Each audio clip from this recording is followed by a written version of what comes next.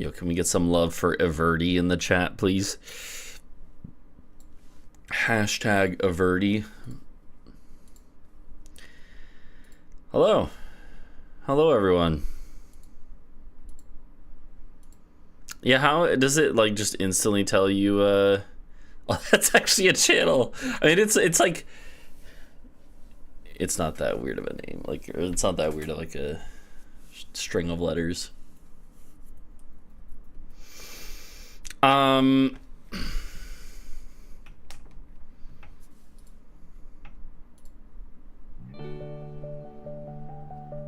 Yeah, Twitch has always been inconsistent.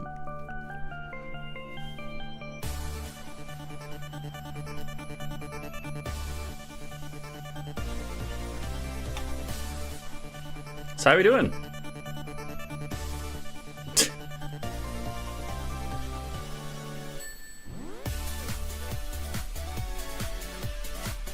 I took a nap today and I had a slow day, so I have like lots of energy. Okay, hold on, 2 orange.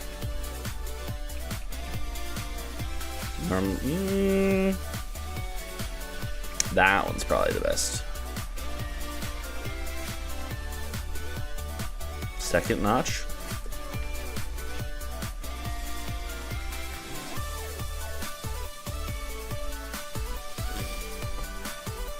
All right.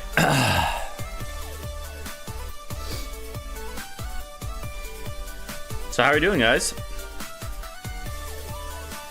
This is 3 hours of upbeat sonic music to jam to. I figure we're always listening to Kerbis. Let's listen to some Sonic music. What do you guys think is better as a whole? Kirby music or Sonic music?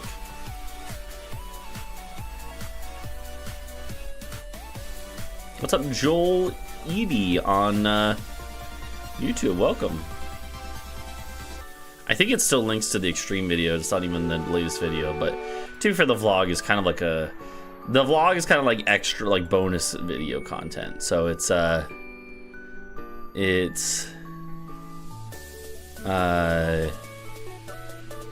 think it's fine.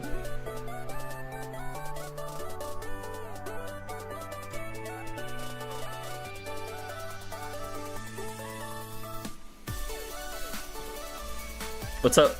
What's up, BLM? Welcome to the stream on YouTube. Also, Duran City 1979. Okay, what do you guys? Yo, Britcha, you want to keep an eye on there? I do like the British Broadcasting Corporation. I'm honestly I think they do good work for the most part. I can't say I'm necessarily I love it, but like I am fine with the British Broadcasting Corporation.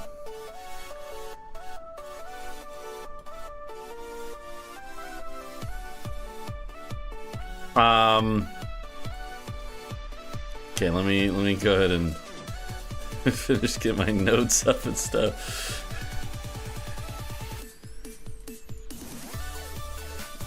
All right.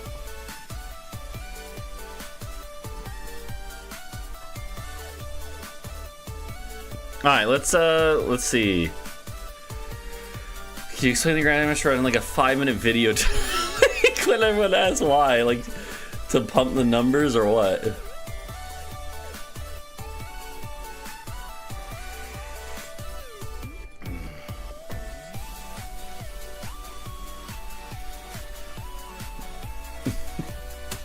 Ad revenue? No, I don't know. So I was almost today about to do a very different stream. I explain every category. I mean, actually, that might not be a bad idea, honestly. Like, that, it would be, oh, like, how would I post that, though? You mean as, like, a YouTube short? Oh, wait, no, that's all right. We're gonna do that. There we go.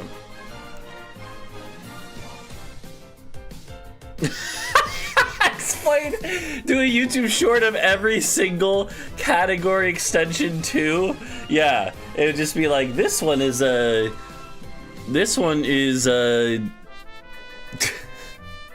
Oh God. Here, let me see. Let me go look. Okay.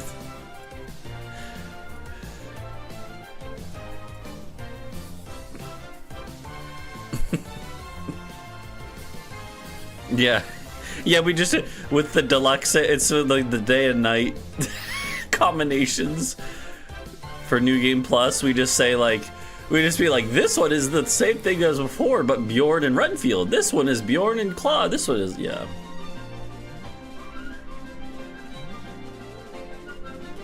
I don't know about that. So yeah, I was, depending on if I hadn't been tired and wanted to take a nap earlier today, I was considering doing one of the larger challenge run YouTube video ideas that I've had. Not really challenge runs. I'm not gonna say which one it would have been, but I've talked about a few.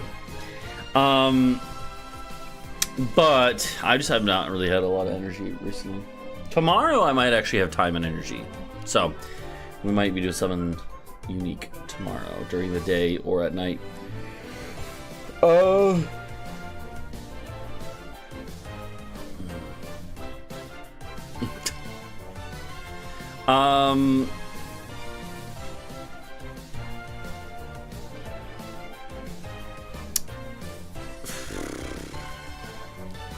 What if I do like the... How many combinations of there are of the day and night? Well, I mean, I guess it's literally just 110, right? Because it's just 11 times 10. There's no other factor, right? Yeah. Yeah, and then, but then there's... What if I do, Oh, I guess there's also level lock and, right, yeah, okay, that's right, that's the other thing. Level lock or not, yeah. What if I just do all of the... What if I just do every one of those every day for a whole year? You know what, maybe next year. You wanted to convince Peppers to get rid of them? Why? Because it's just kind of like clutter?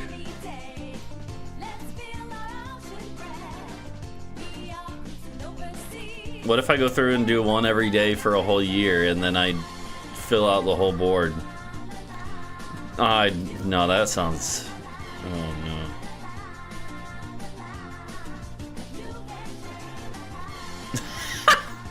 Do them all at once?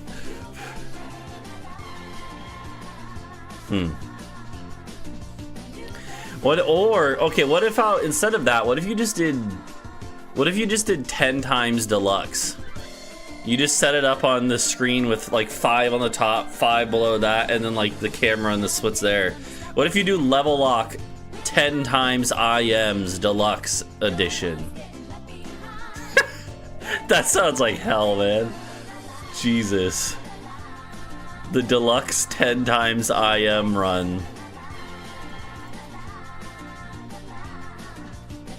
That's not a real carry. We'll make it one.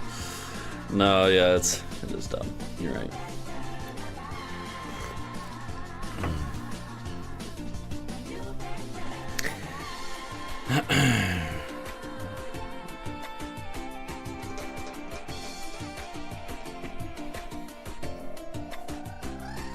Yeah, I feel like maybe we should ask if Puppets can remove them or archive them, right? Because you can archive them so they don't like disappear. I mean, I don't know. I don't really care either way, to be honest. I think stuff on the category extensions is fine to leave like that. I don't think it's a huge deal.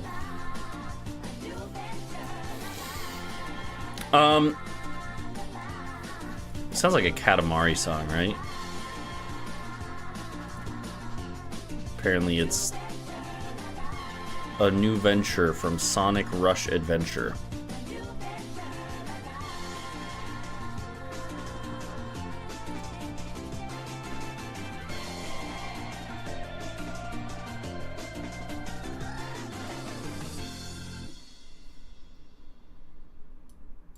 Okay.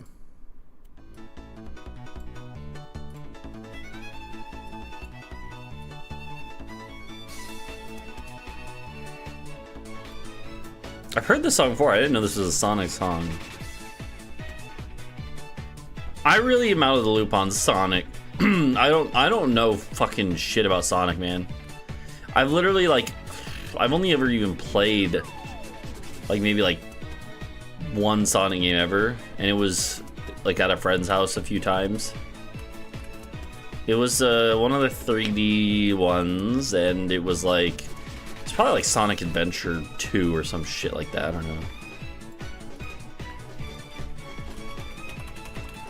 Let's see if I'm right about that. Let me look up. I think it was Sonic Adventure 2. Anyways.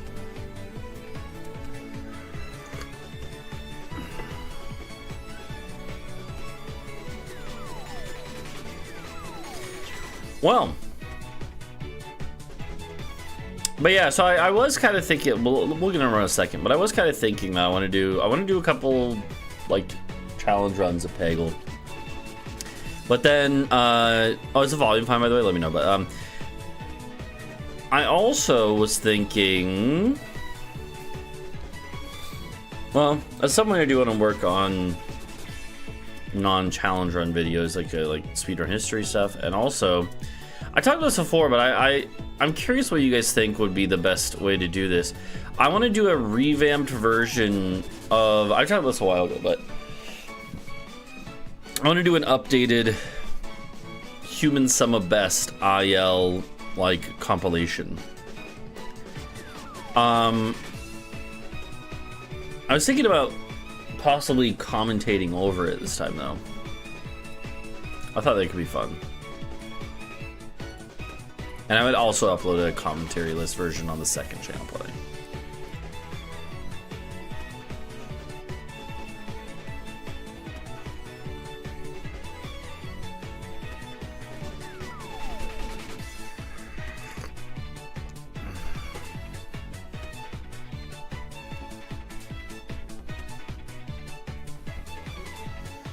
Anyways, but yeah, I don't know. I don't know if I should do I don't know if it's worth doing that sort of video again. I don't know.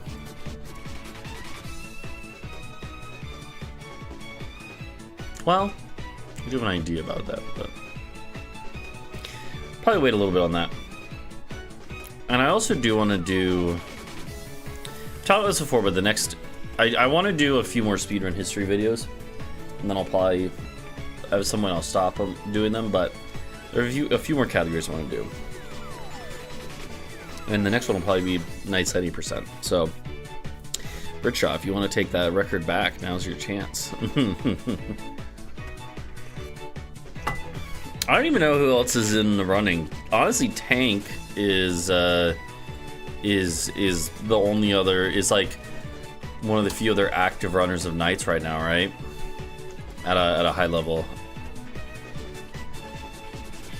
Whale, I don't know if has Whale said if he could if he plans on doing more Nights. Let's see. Let's look at Nights. Nights 90%. Now that J Nano took it, there's Whale and Tank in second and third. Britshaw's in fourth. Panaha is in fifth. George is in sixth. I wonder if yeah, that's fair. I mean, they're not that far out. They're about 40 seconds. This is a lot, actually, at this point. 40 seconds is a lot. That's tough. And I'm 13th in Nights. Wait, why am I in Deluxe? I think I'm 14th in Deluxe. Let's see, is that right? I'm 13th in both. I'm 13th place in both. That's unlucky, dude. Oh, shit, dude. Okay, wow. Did not realize that.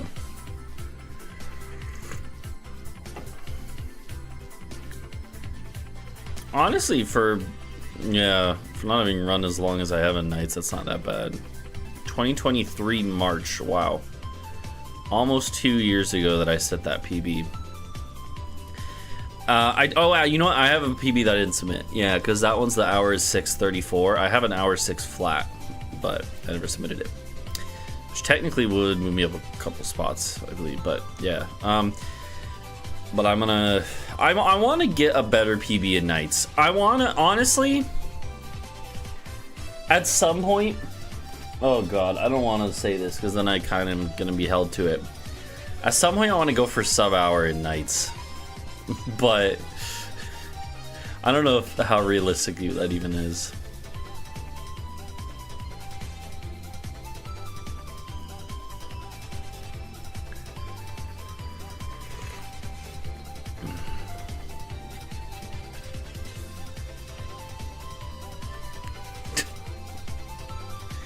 Alright.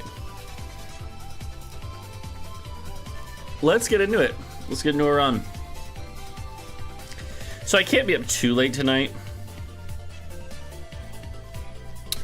Let's see, it's 8 o'clock here now, 8:17. 2.5 hour run. I could probably keep resetting for about an hour, but hopefully we don't need to. But yeah, if we don't have a run going in like an hour and a half, then I probably need to pivot to someone else. Alright.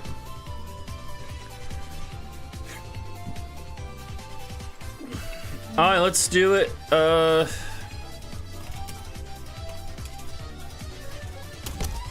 Let's do it.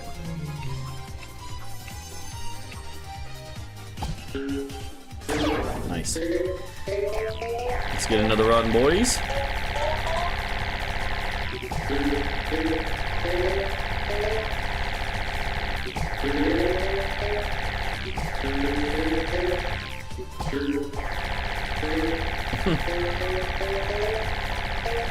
Actually, good luck.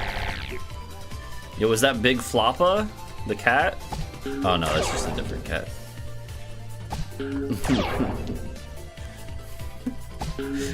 Is that the one that is that meme of? Shit. Sorry, I just... Uh-huh.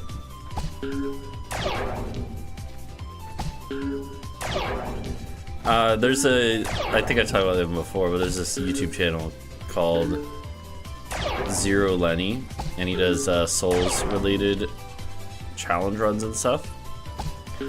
And he Souls games challenge runs and stuff. He I really like his videos because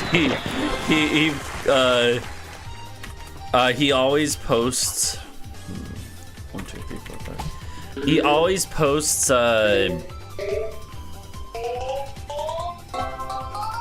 not enough, goddammit, I'm just counting. 1, 2, 3, 4, 5. What's up, Manicotti? I'll go shape. He always puts cat memes in his videos, and it's always so good.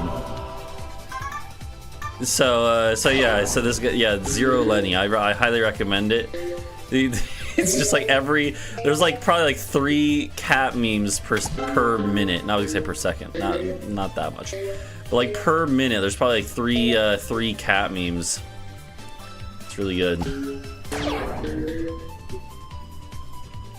It's not super long video. Hey, Helios.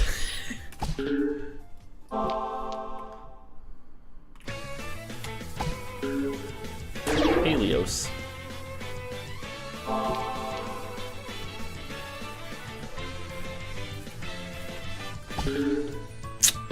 Brother.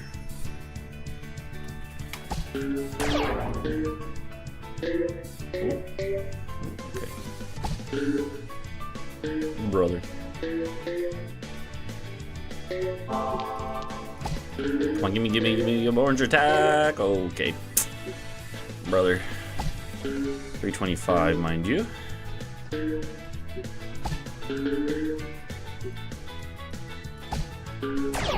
was a little close. Actually, what am I doing? Just fucking setting it. Okay, I should have sent it smarter.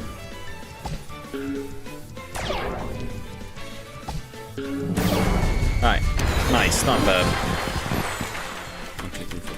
that's not good enough. If you can take GM world record while you return to any sweep. Okay, yeah.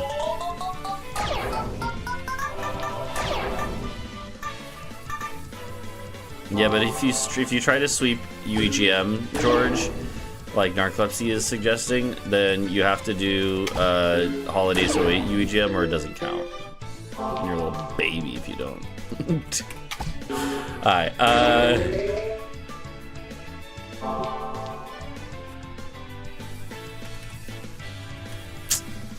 brother. That'll do. We're already good, honestly, just fucking...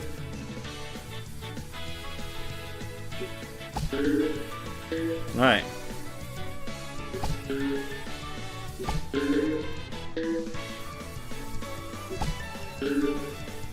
Alright, nice. Oh wait, I actually technically didn't have it, but I would have had it, like I just... It wasn't guaranteed, actually, necessarily. But I just was pretty sure. Hi.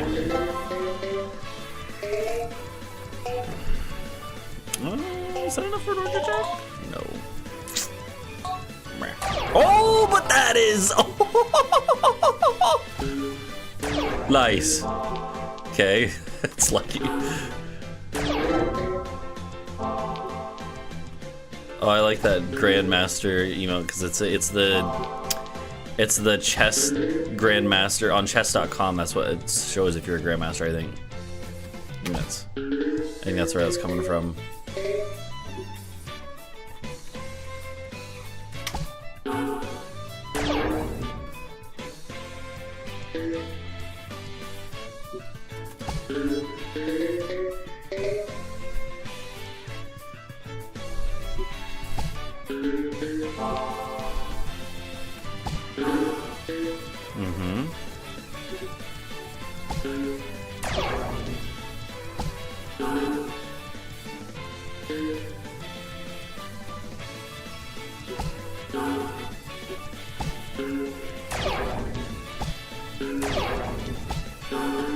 Nice.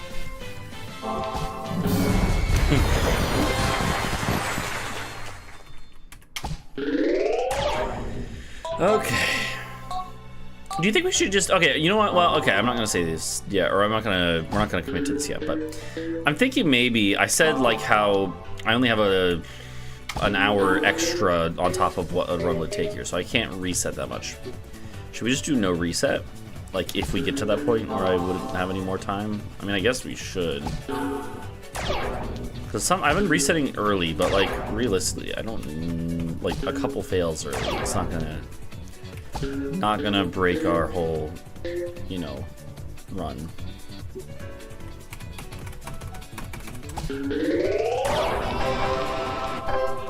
Beautiful.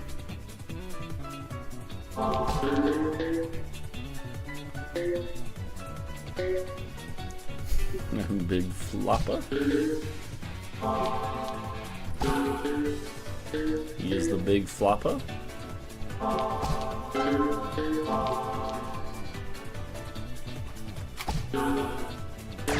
What's up with Big Floppa? Why is his ears like that?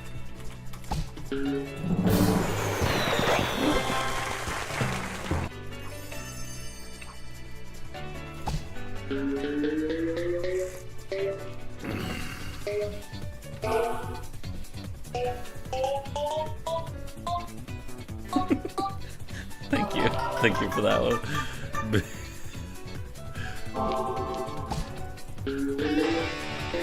Big flop guh? What if you just have big flop plus all the guh? Oh, it like smacked its little fucking ass. It was like, oh my god, Jesus. Okay.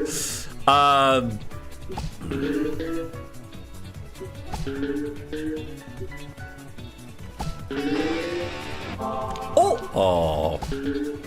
Just so, okay, there was weird multi-ball interactions on both shots there.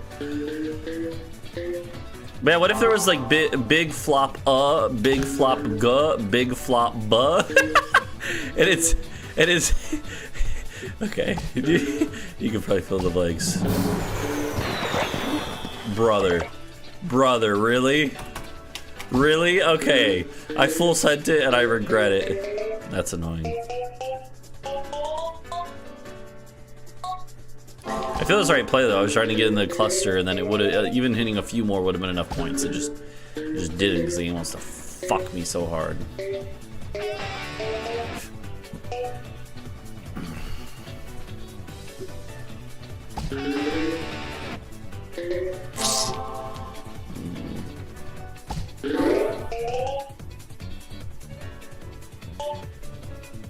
Brother.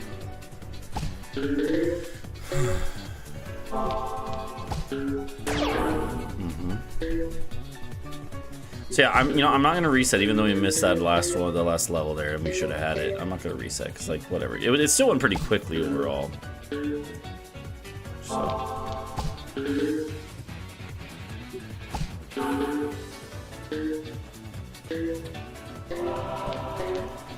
All right. That misalignment there. Unless it's not, I'm just going crazy. But it looks like a misalignment from like you would see in Peggle. I don't notice it as much in this game versus in Deluxe nowadays, I feel like, but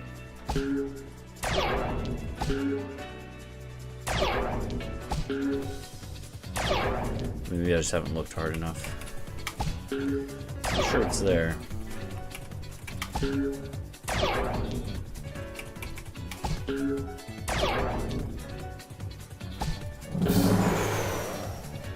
Wait, no, that's enough. It's I for a second I was like, wait a minute, this one's not high. I always forget that one isn't as high as the rest of them on this set, this split. So I thought it was screwed for a second. And I was like, wait, no, we're good. Oh wait. Oh baby! Oh baby, a triple! What's up, Tide Pod Guzzler? How you doing?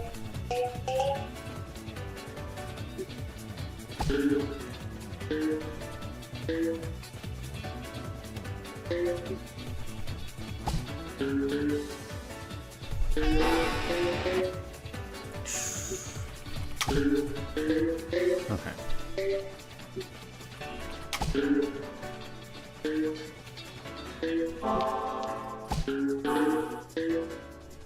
Oh yeah, nice. Baby. Why is there? It's just a baby. It's a weird email. Good, nice.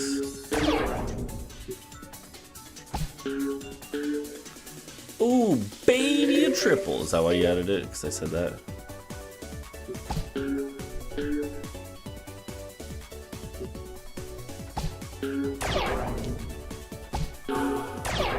You should find all the words in that. I like this song. You should find ooh. Yeah, there you go. I was gonna say oh baby, and then you gotta find a triple, so that you can say the whole thing. I'm assuming that's what you're looking for right now. 375. We gotta be careful.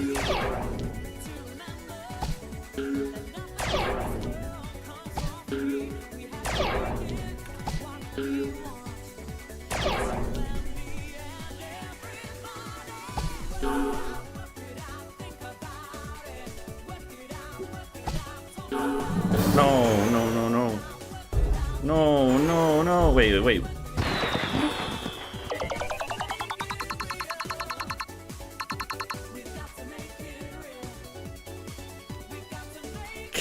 Triple. That is so fucking cursed. Jesus. Alright, now I'm gonna reset though.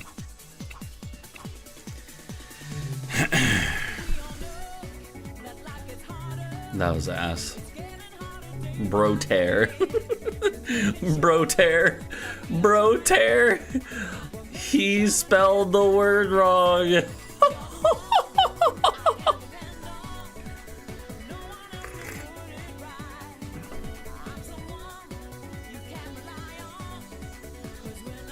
Bro tear. Yeah, the bot's active, so it should be going. Oh, there we go. Yeah, it's going. Guy stinks.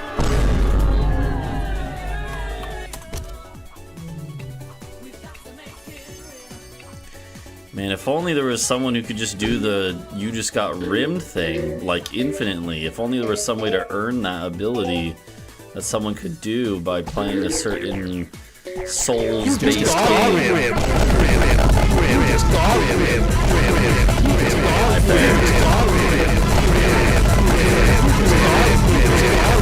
Oh my god, it's so loud. Jesus Christ! Why is it so loud?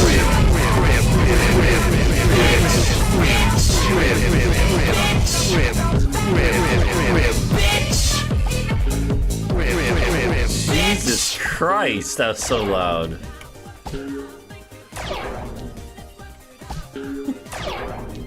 I don't remember it being that loud, but I guess most of the time it isn't that many all at once.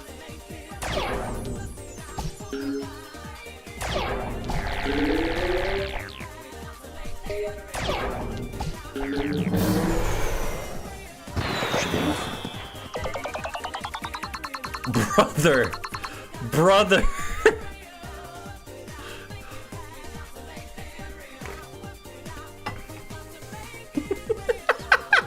I can't fucking stop kecking is so good.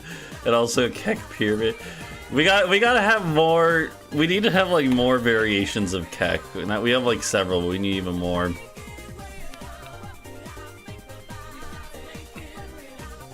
Alright.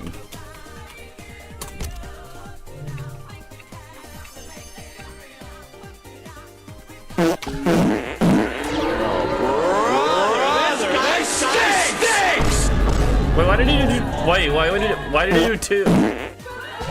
Brother, this guy stinks! He did two the other time. What the fuck? But I think only one person got it. What the heck? What the freaking heck, dude? The freaking heck is even that?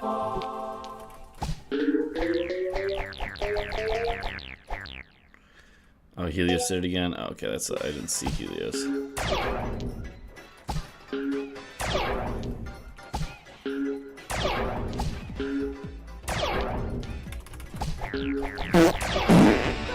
Oh, brother, this guy stinks!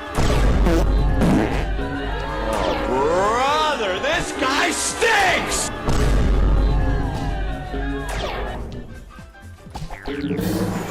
One. That's enough, right? Yeah. Okay, that time it was. 1, 2, 3. 1, 2, 3. You hit 2. That's enough. Oh, brother, this guy stinks!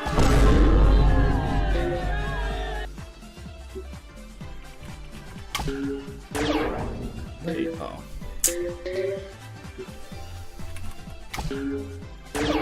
Okay.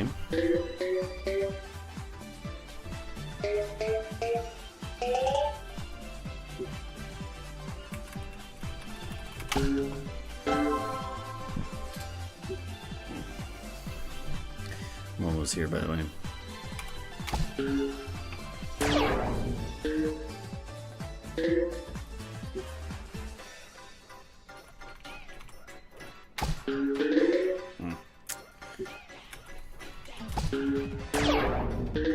Oh. Fuck it. Blue ball. It's not enough. God damn, I'm trying to get a good, or like a quick start, but okay. Oh, brother, this guy stinks!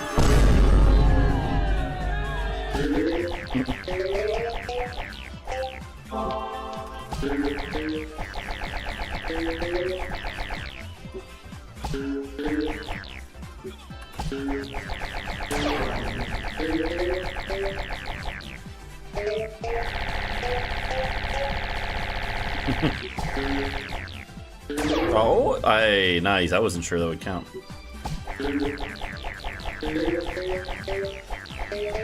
Bro.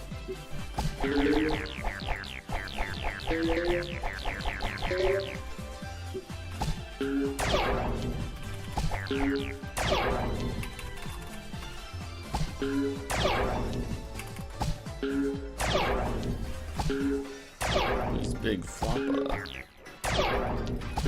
What do you think Big Floppa's real name was? How old does that mean? That cat might be dead. Or it might still be alive, to put it in a positive way.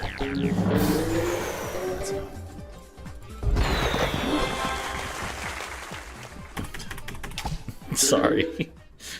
I wasn't trying to be a downer. Wait, that's not enough. God damn it.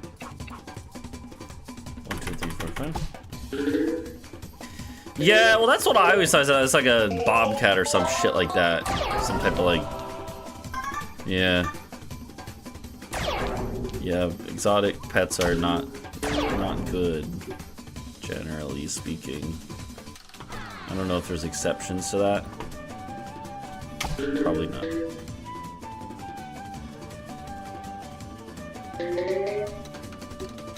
Can we have TTS back? No. Maybe. If I fail this run before leaving Jimmy. If I fail a level before leaving Jimmy.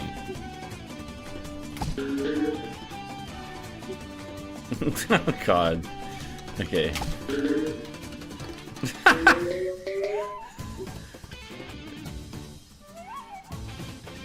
Let's go for it. Come on, come on. Hit enough, hit enough, hit enough. Oh, that's gotta be enough, right? Oh, baby! 1, 2, 3. That is really... Wait, no, I did do that right. God damn, I got distracted. 1, 2, 3, 4, 5, 6, 7.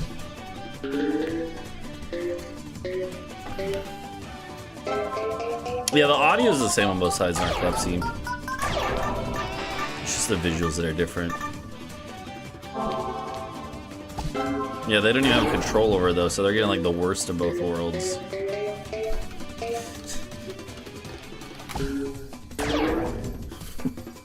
Fuck. Do you guys know the memes about Toyota Hiluxes? It's really... Alright, like, here's a question about... Do you guys know the reputation that Toyota Hiluxes have? Well, here's a question. Out of the Americans here, like Helios and Narcolepsy, how many of you guys have either of you guys ever heard of a Toyota Hilux?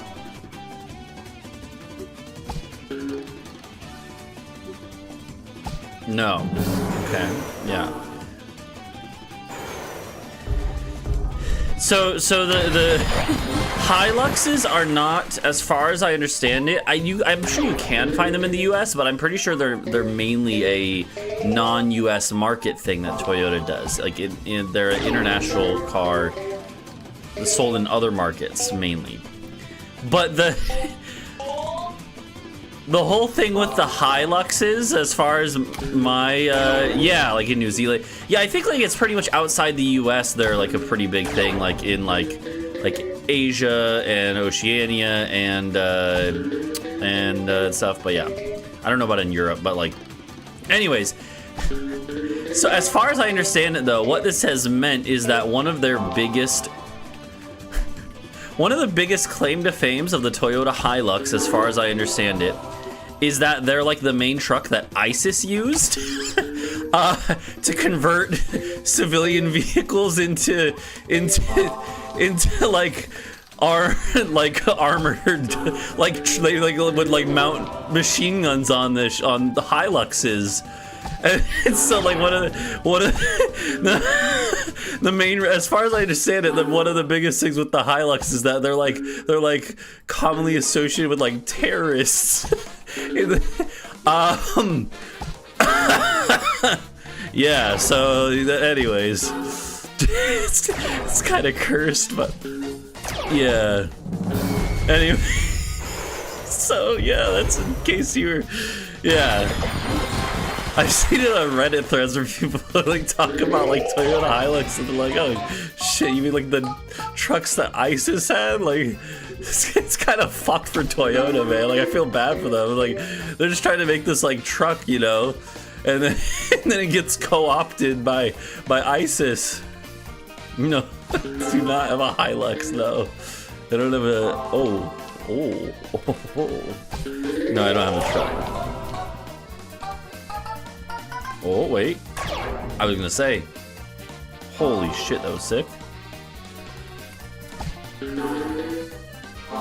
Is there any lore behind the Toyota Camry? No, I don't know. Maybe. I don't know. Jeff might know about that because for a while his Jeff for a while on Steam was it's 1994 white Ford Bronco, which if you know, you know. All right, for those who don't know, it was a. Oh damn! It's on orange tag. 1994 white Ford Bronco was the car that that O.J. Simpson was driving when he was okay. Technically, okay, it's actually that's I'm spreading misinformation. He didn't drive it technically. He didn't drive it. He was in the back seat, and it was like a friend of his that was driving it, if I remember correctly.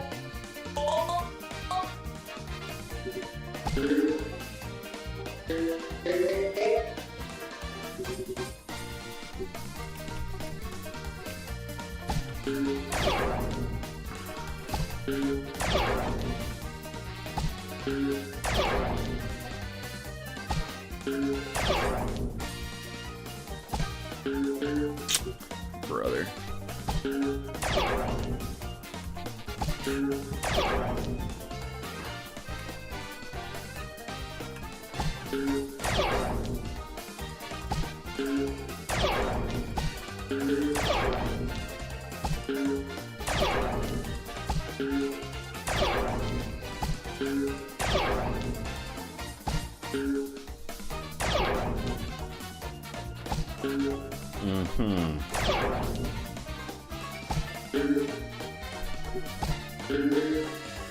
Okay.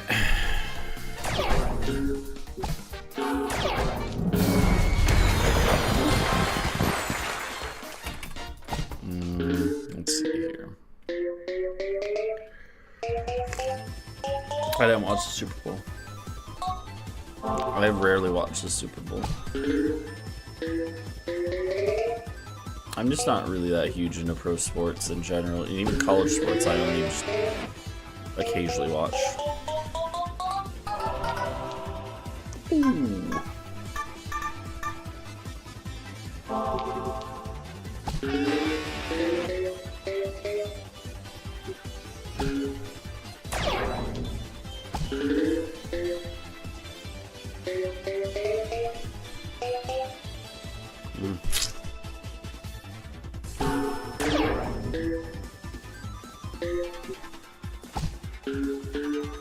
Okay.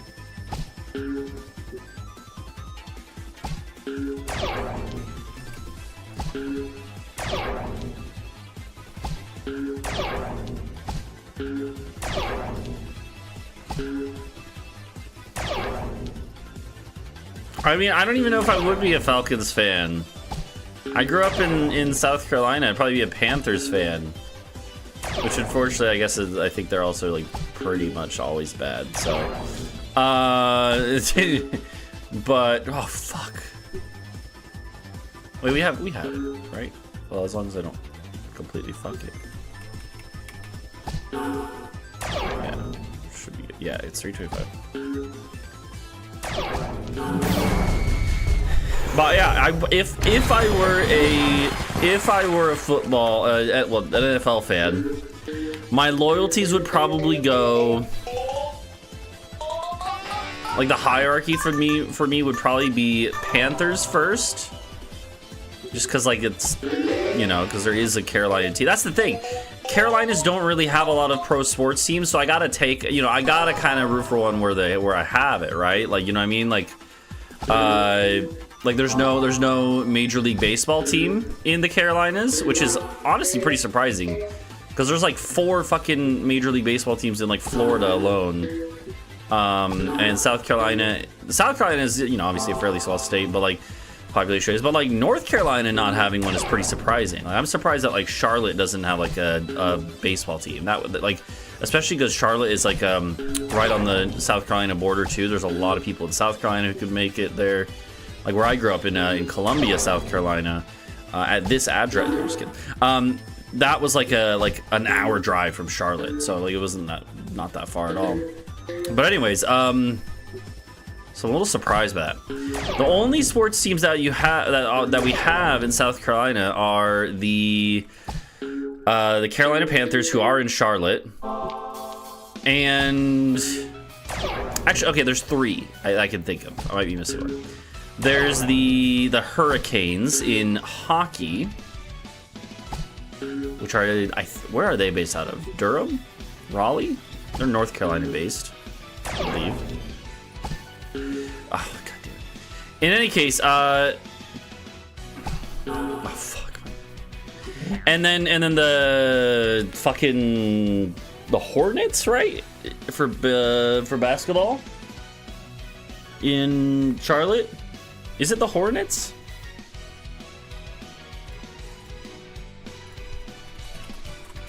Yeah, Charlotte Hornets. That's it.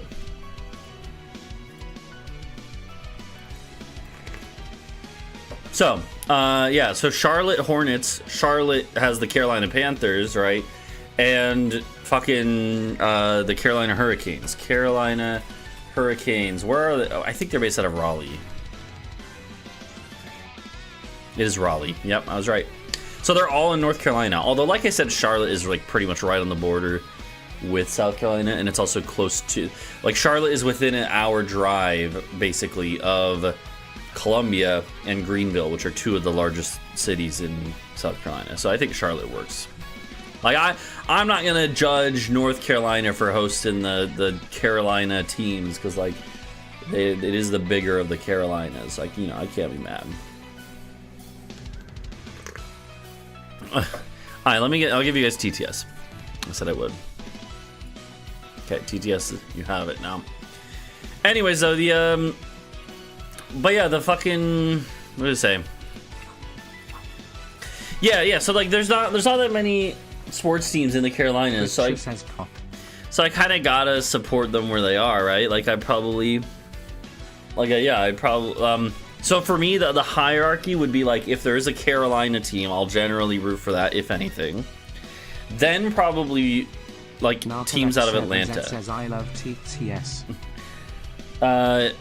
Teams out of Atlanta would be like second, probably.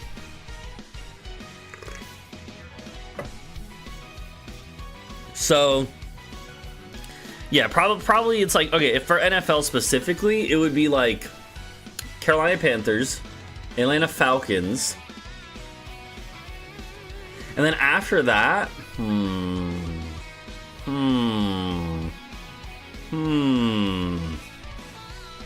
Britcher says a tropical cyclone is a rapidly rotating storm system with a low pressure area, a closed low-level atmospheric circulation, strong winds, and a spiral arrangement of thunderstorms that PR. Okay, it might honestly be the third team that I would root for would probably be the Washington Commanders. Honestly. Because I was born in DC area.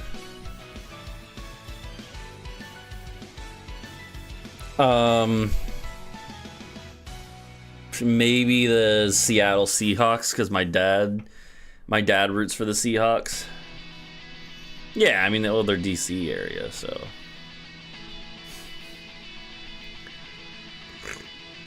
I mean, I was born in Maryland. I wasn't born in DC proper. I was born in Silver Spring, Maryland.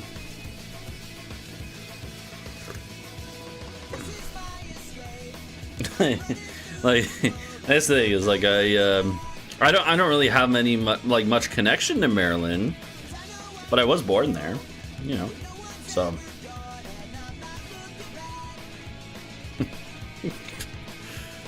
Yeah, my sister was born in Bethesda.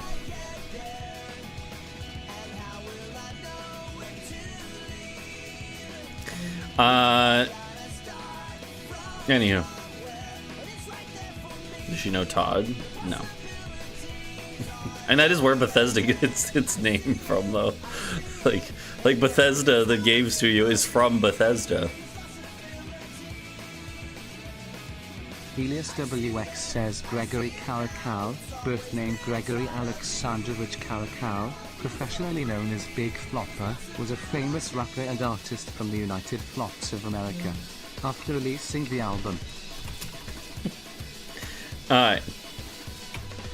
Let's get into it. WX says his debut album, which is also his most famous album, Flop Tho No Ho, was released on November 24, 2014.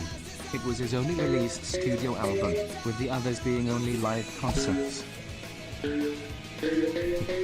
Helios WX says Big Flopper was brutally murdered just a day before his birthday, on December 23, 2019, Rip in Big Flopper. 63rd Street, Detroit. Can we get some RIPs for Big Flopper? Pritchard says Gregory.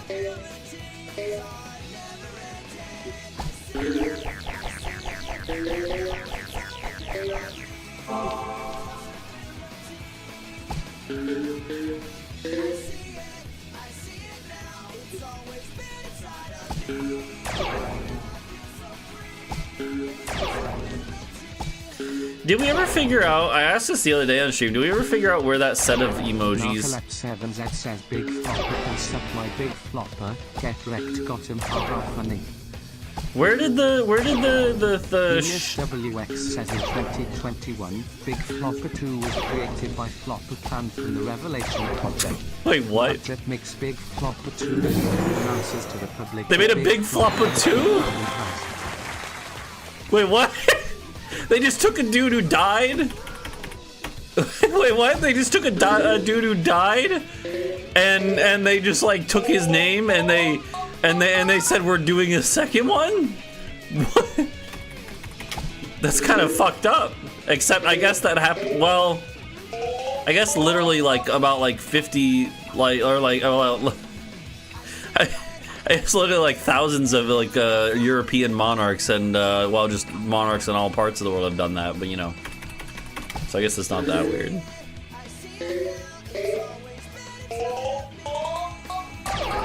Wait, what's been inside of him?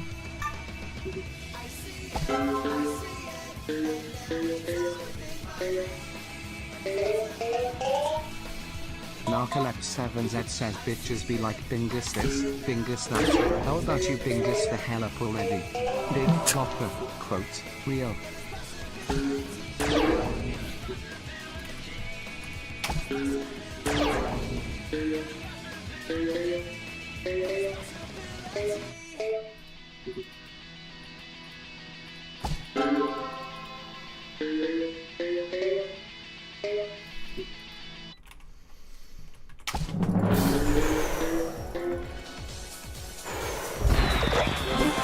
Oh, barely. It was enough, though. Wow. 1, 2, 3. Sheesh. Oh, wait. Is this? It's not enough. I mean, honestly, that's probably fine. Like, the slide is already, plus the long shots is almost always enough. But Richard says, Dizzy face, Dizzy, did you get your tongue, hot face, head in, right pointing finger, the game for the 2025, full moon, super bowl, A-OK, stadium, the Philadelphia, Eagle, Peggles, nervous sweat, just sucked, peanut, and punished, Hummer, Pecan's ass, peach, clitty, cat, queef. whoa, wait, what did it say there? Sorry.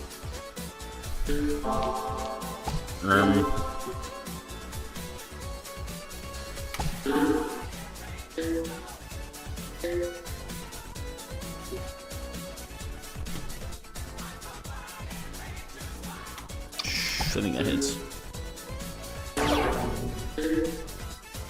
Shit.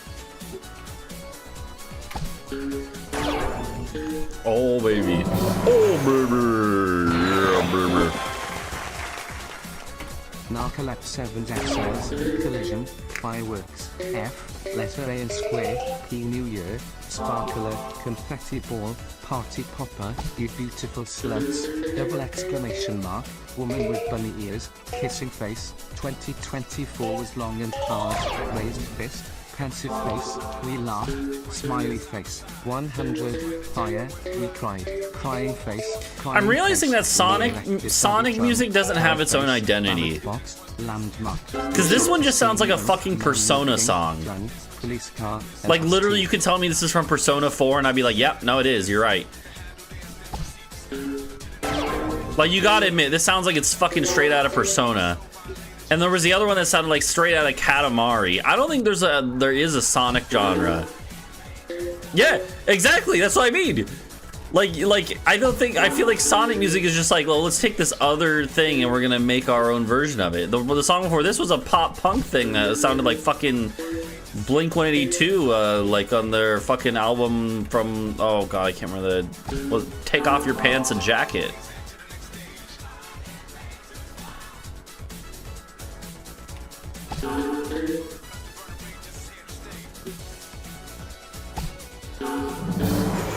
Yeah, you gotta. Oh my god, really?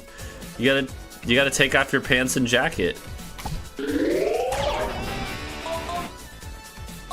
It's a funny name. It's a pretty good name.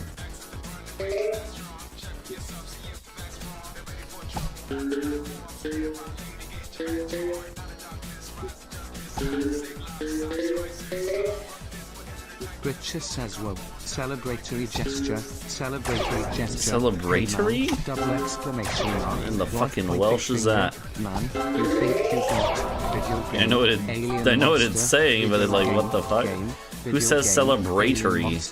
Video game, exclamation question. Do people in Britain say celebratory? Anguished face, Britcher? anguished face, anguished face, they call, telephone receiver, telephone, me the Greek, cyclone, ST cream, nervous sweat, of the corn. Yeah, I shipped my pants is like from the era of like Puppy Monkey Baby. Dollar bills face. Good times, man. No, but like they say celebratory instead of celebratory. So I mean, like the pronunciation is the weird part. The word is fine, but.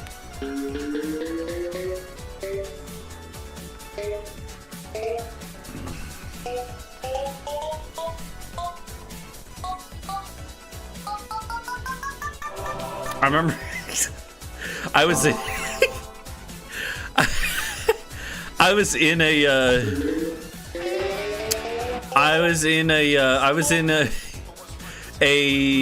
when I was doing my undergrad degree, right? I double major, but one of my majors was communication, right? And I was in a digital branding class.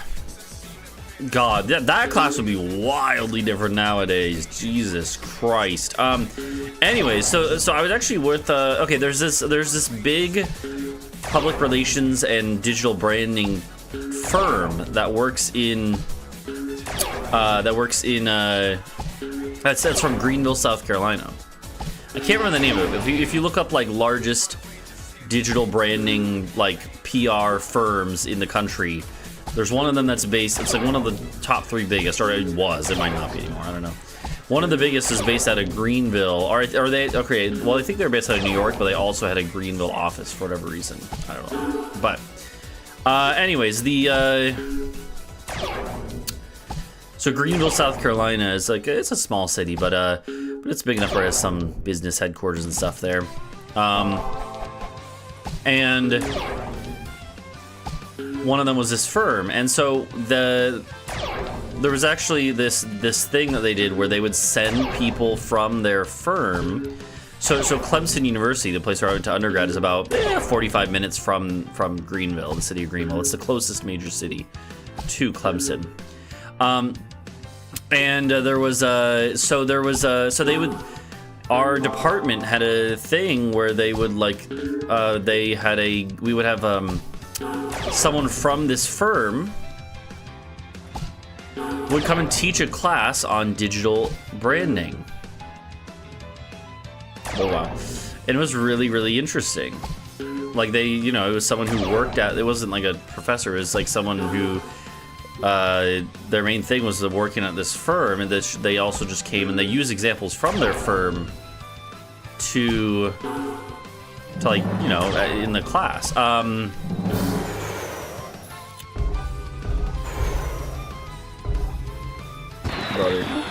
Brother, fuck you.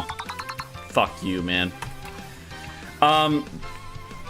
They anyways though, this professor or this teacher, she worked at this firm, and we like analyzed like media campaigns and stuff that were run by different companies. And including bad ones, like like there was someone with Burger King. If you know, you know. Do you guys know the one that I'm talking about? Okay, so if the Burger King one, it was one that it's unfortunate because they had a good message behind it. It's just the wording and the way they revealed this campaign and the ad or whatever was awful. It's the one where Burger King said, yeah, that. Whoa, hey, J-Nail, you can't just say that. Just messing. Too bad J-Nail's got some problematic beliefs. I'm just messing. Yeah, Burger King sent out a tweet that just said, "Women belong in the kitchen." And it was, and it is on International Women's Day, and they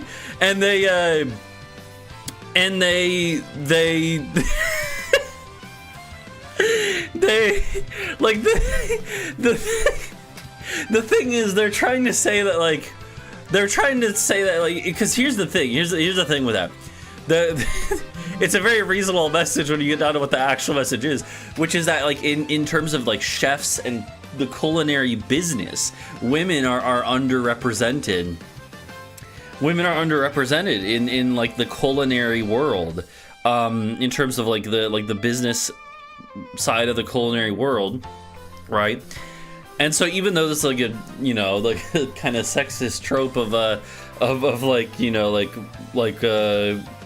women on, like, you know, obviously the idea is like the traditional role of a woman like being in the kitchen or whatever, right? And that's like they had a good message. They just unfortunately did not make it clear that they weren't leaning into that trope. Like they didn't make it clear that they're saying like women should be culinary leaders in the culinary business world, which is a good message, but it's just it's really really fucked up. Oh man, there were some other bad ones too. Oh, what were the other bad ones?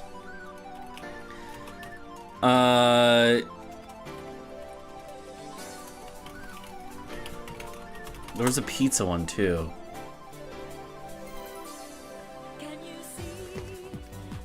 What was the pizza one? Was it Domino's?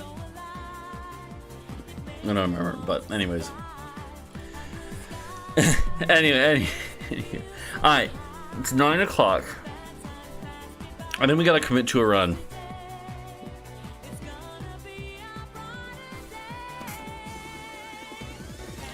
We gotta commit to a run. We're gonna get a run going. And we're not allowed to reset. No resetting allowed.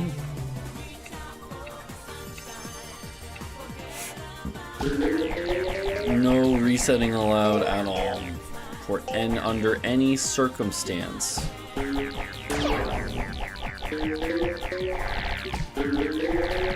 No quitting the run, nothing. I'll shit my pants before I lose this run. Huh? Okay, but yeah, so I was telling the story about how we had this class where we looked at PR stuff. Why did I bring this up? Why did I start talking about this? I had something I was gonna relate to, but I forgot.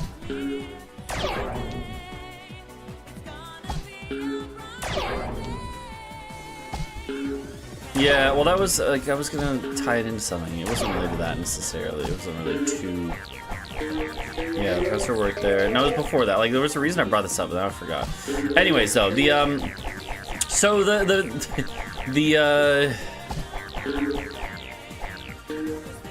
what I think is interesting though is that there is well, yeah, it's kind of interesting how like this is like a thing that I literally like studied in college for a like. Okay, well we're resetting. I lied. Yeah, I'm gonna reset if we lose on the first level, but what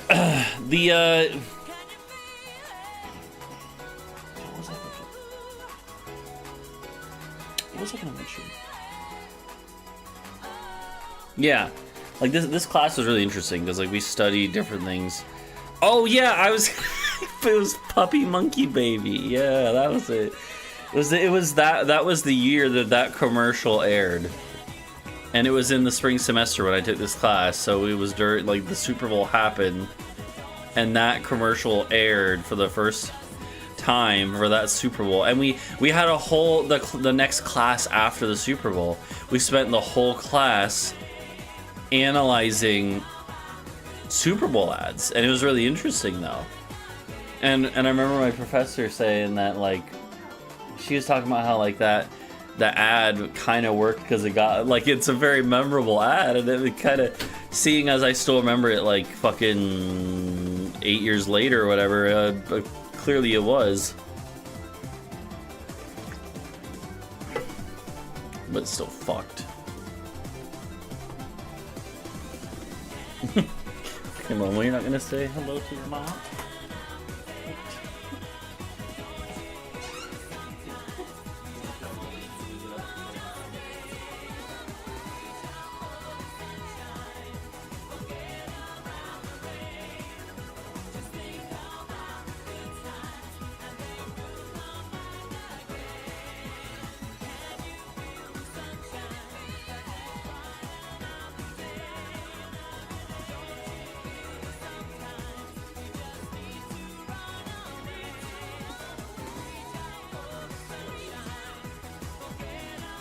Alright guys, alright, new story. New story time. Yeah, you know, that's actually true. I don't remember what fucking product it was either for Puppy Monkey Baby, so maybe it wasn't effective. Like, the ad was effective, but it wasn't effective at tying any amount of recognition to the brand. I think it was Doritos. I feel like it was Doritos. Anyways, so I went to the store today on the way back from work. And so I think I've talked about this a little bit, but I'm on it was Mountain Dew. Okay. Well, yeah, you can understand why I've been getting confused. It was something gamer related. Gamer with a capital G.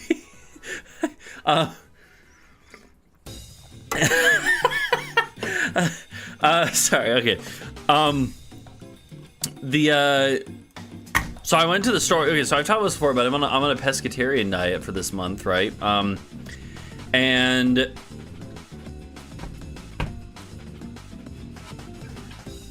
see, this one just sounds like a fucking Mario Kart song. I think every Sonic song just emulates another video game or just real life, I guess, non-video game sound style too. I don't know. So okay, sorry, I keep getting sidetracked. So I went to the store. I went to Trader Joe's, right? And I got some fucking. I realized the other day that like I need like a quick, easy meal to make. Cause like for dinner I've been making myself like today I have like ahi tuna steaks that I'm gonna make after stream, like salmon stuff like that, right? But like that stuff is good, but I'm like I need something easy I can make for like lunch. And so then I realized, I was like, why don't I get some fucking canned tuna? I actually used to really like canned tuna. Like I would have like tuna sandwiches for lunch a lot as a kid.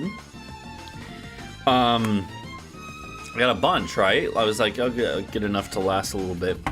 And I never stopped liking it. I just haven't eaten canned tuna in a while. Like, you know, make like a tuna salad sandwich or something, right? Like it's easy and I like it all right, and I don't think it's like too terribly unhealthy. But, anyways. So I get the canned tuna, and then and then literally an hour later, I come home and I go to take a nap, and I'm scrolling Reddit while I'm in bed about to take a nap.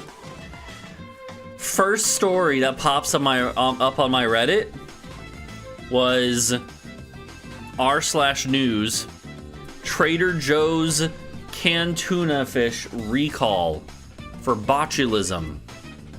Bruh. I haven't checked if it's actually this type of tuna, like this specific like brand or whatever that they supply. But apparently like literally just randomly like within an hour of me buying canned tuna for the first time in like maybe ever as an adult, and then I see a news story about how the exact store I went to has a recall because there's botulism apparently, or a risk of botulism in their canned tuna. Brother. Anyways, I'll be right back.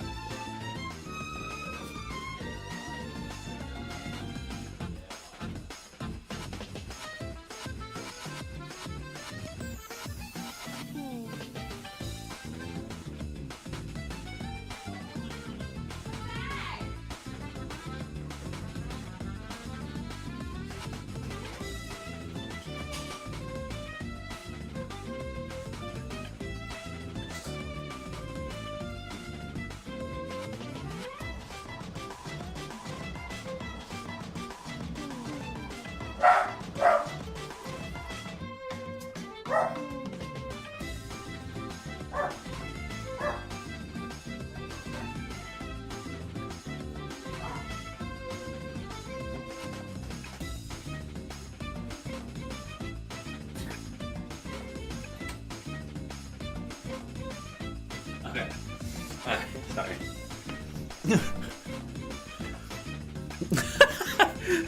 For every time I fail a level in Peggle, I have to take a bite of botulism tuna. Yeah. Alright, we gotta commit to a run. We gotta commit to the runs. Alright, this is it. No reset. Whatever happens, happens, y'all. Dodged all the oranges. Perfect. That's exactly what I wanted to do. I don't even... What is botulism? I don't actually understand. Like, it's like a bacteria thing? Or what? Like, but it's like super fucking deadly, right? Like...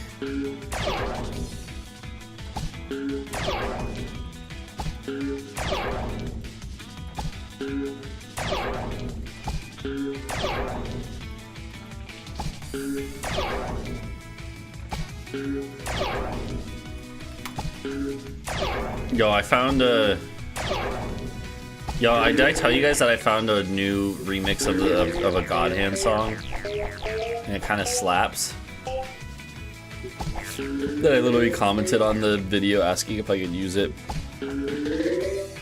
in my videos. Botulism is a rare but serious illness caused by a toxin that attacks the body's nerves. Botulism causes difficulty breathing, muscle paralysis, and eating. Okay. It's a toxin. Okay. 1, 2, 3. Botulism. Okay, it is bacterial caused, but it's not the bacteria itself. It's like a byproduct of the bacteria, because that's what I'm confused by. Is I didn't like, because I saw it in the article that I looked at that was talking about like the bacterial risk of bacteria causing it in the tuna cans. But then I was like, wait, but I didn't think botulism was like a disease, like, because it's not in of itself. It's like a, but that makes sense. It's like the toxin created by it is the problem. That makes sense. I just didn't know that. See, we learned something here today, chat. Or at least I did. Maybe you guys already knew that.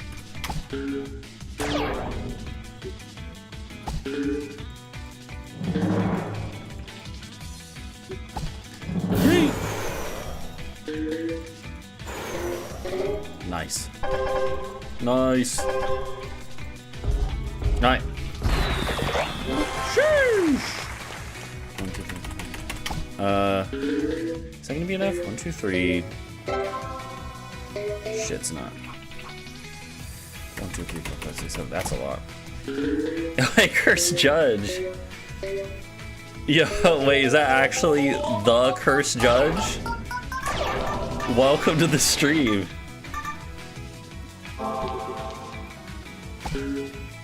Okay, here we go. If that's actually the curse judge, then holy shit, man. Welcome. Everything you cook at, yeah, yeah. Well, thanks for stopping by, man.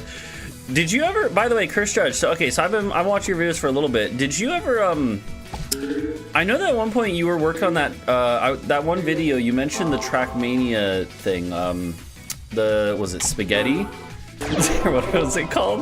The like track that's just the overlaid stuff. I know you had like set a challenge for yourself on that. I don't. Oh god, it was a while since I watched that video. But I know, did you? But I was actually curious. I wanted to check at some point to see if you'd ever gone the distance there. Okay. Oh yeah, that's right. You were hunting for a literal record. That's right. I couldn't remember if it was you were going for like a specific time or a record or the record.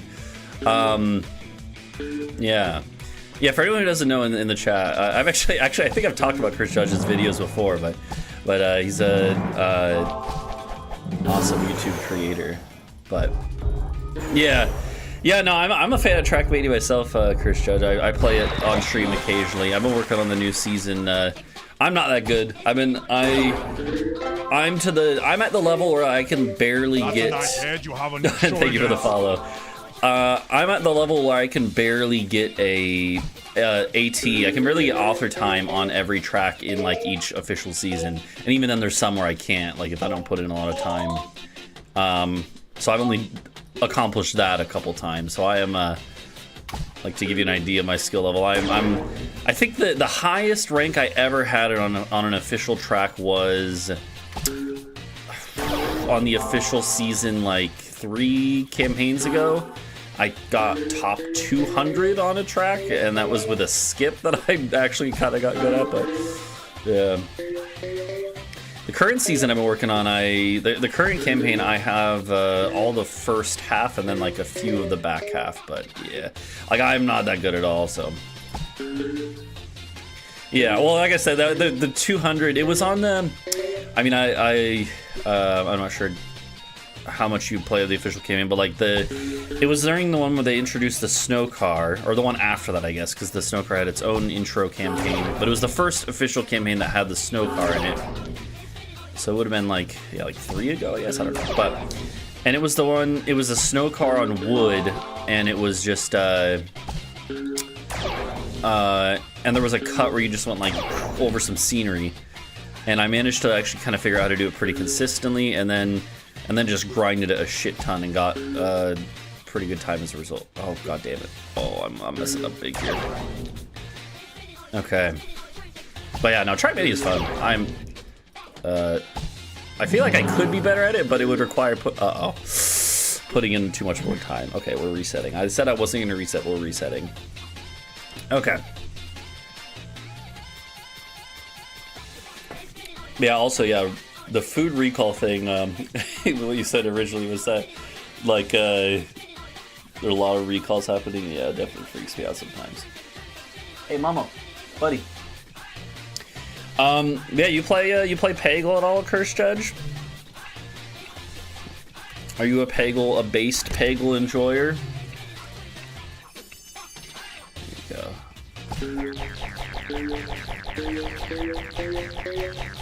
go. I said I wasn't gonna reset the last one, but here's what we're gonna do. I'll reset if I lose in the first 5 levels, you know, and then that'll be the one thing I allow myself to do. But although at a certain point I do just gotta. Well, I'm sorry to hear that.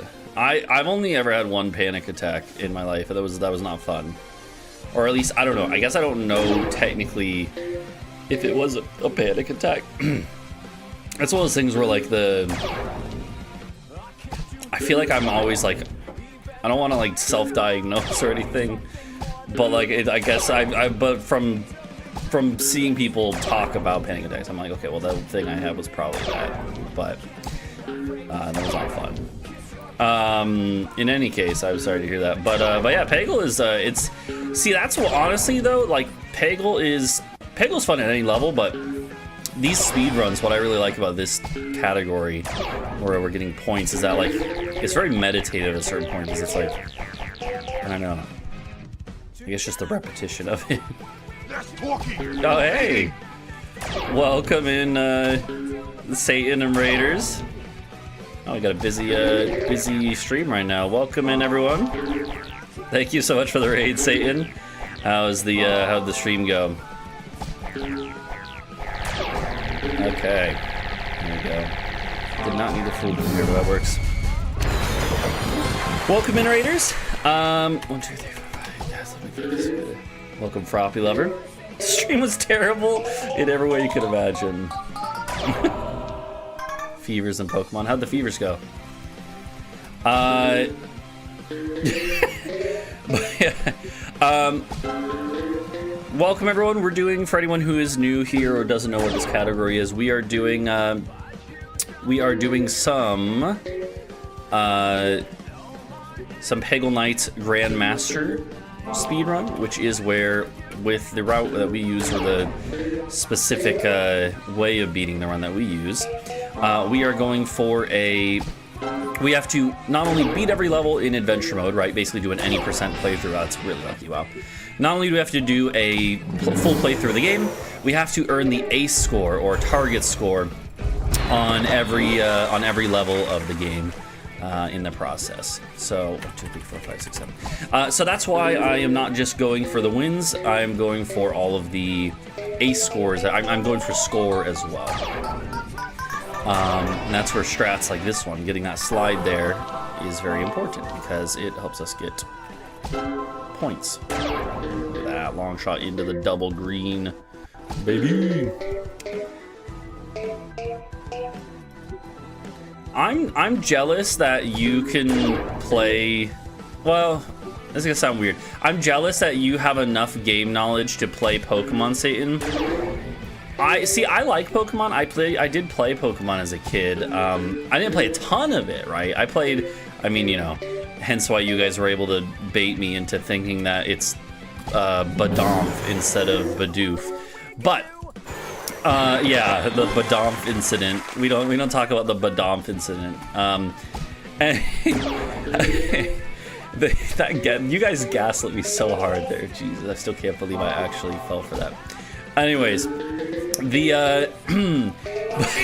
but I'm jealous that I'm not jealous of the specific knowledge you have necessarily. What I'm jealous of is that you can play Pokemon without being backseated to oblivion.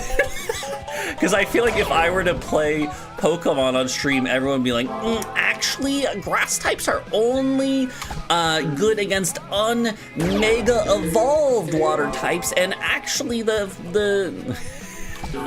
anyways, no, I'm sure it wouldn't be that bad, but I feel like if anything I would get self-conscious too. Cause I'd be like, dude, I don't know what the fuck I'm doing. I'm just like spamming Ember on my Torchic. Anyways.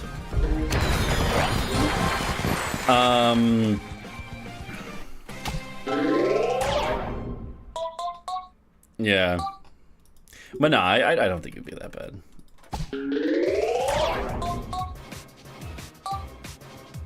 shit. What's that there? Just gonna say, honestly, it might be worth resetting. But now we've got good points here. We got it. This one sounds like fucking Mortal Kombat. That's what I'm telling you, man. Every Sonic song is just another video game song warped.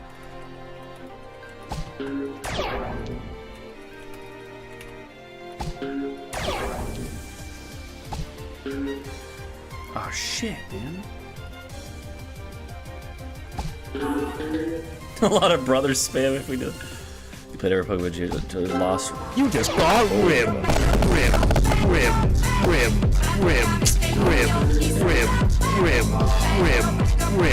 Oh yeah. Also, yeah. You just got rim. Oh god damn it, guys! Don't do this with while a creator that I respect is here. You guys you're gonna scare away Cursed Judge. Jesus. Okay, yeah. For anyone who's new here, I'm sorry about that. Oh my god, dude. Okay. Jesus. Okay, fair. Yeah. Shit. Oh my god, that was lucky. Okay, hold on. Alright, oh shit, we're committed to this run now. You play every Pokemon who lost for Alpha Ruby, let's say. No, goddamn, not the double. Jesus Christ. You know what? Fuck it, hold on. I'm literally turning down the volume on that. Oh my god. It's actually so loud. It's actually so loud. No! Oh my god.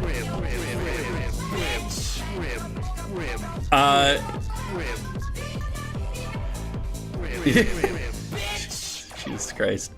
I did want to say, Chris Judge, that I liked the oh god, was it the most recent one you did about the zombie one made by the Tabs team? I really liked that video. I didn't even know they did that, but that was really neat. Seeing that breakdown of that game. Okay, wait, but now the volume's gonna be too quiet and everything. Oh, I did forget to split. Shit. Yeah.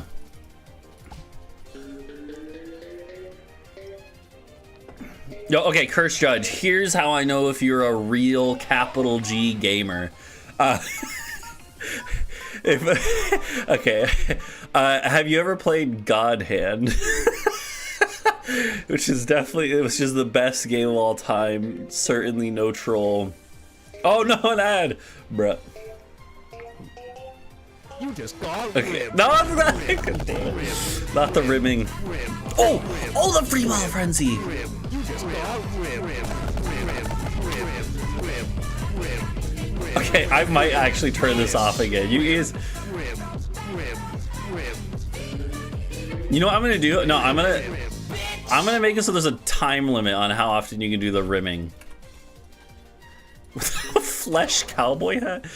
So I was asking Curse Judge, have you ever played the game God Hand, which is definitely the best game of all time, objectively? That one's not even like that obscure. It's a cult classic. But you haven't. Okay, yeah. It's interesting. It's interesting. It definitely hasn't aged very well. But for the time it came out, I still like to think, chat, that I still like to think of the two the guys in a relationship that are I think it's positive representation. I think we should interpret it in a positive light. I don't think the developers meant it in one, but you know, it's pretty bad. Nice long shot there. Well, I mean, no, it was definitely intended. It was definitely intended. I'm just saying that. Well,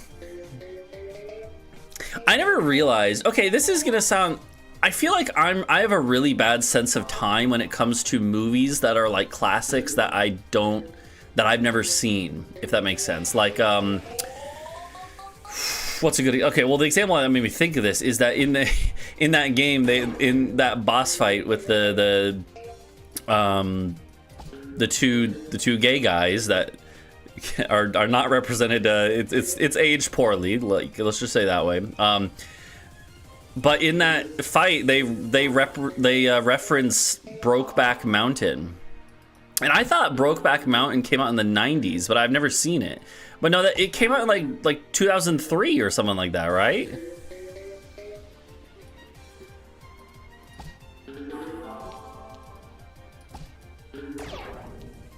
Isn't that what's his face? Was that like?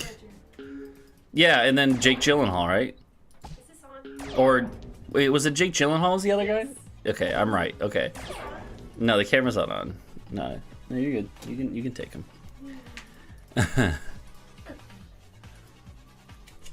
you want to show him? Show him what? The what?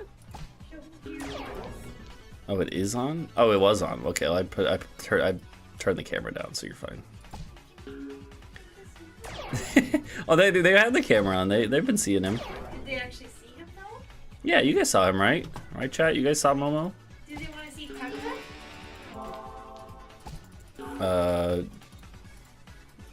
I don't know. Sorry, I'm focused up right now. Oh, what am I doing? I have the points here. Can we see fucker? Yeah, they want to see fucker. They want to see Tucker. Here, hold on. You can see.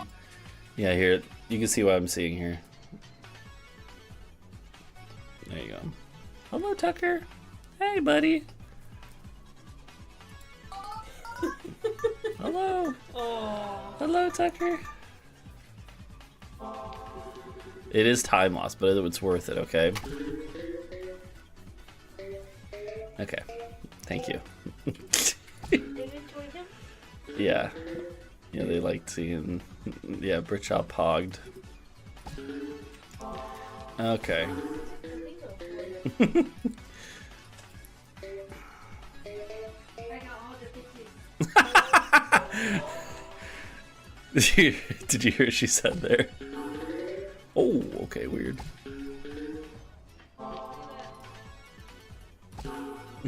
You can, if you want to close the door here, or like most of the way at least, that's fine.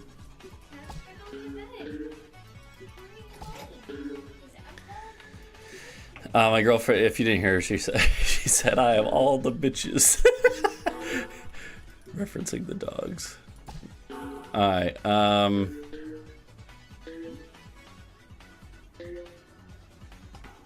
on, come on, come on. Oh, oh, oh, oh, oh. Sheesh. Whew, okay.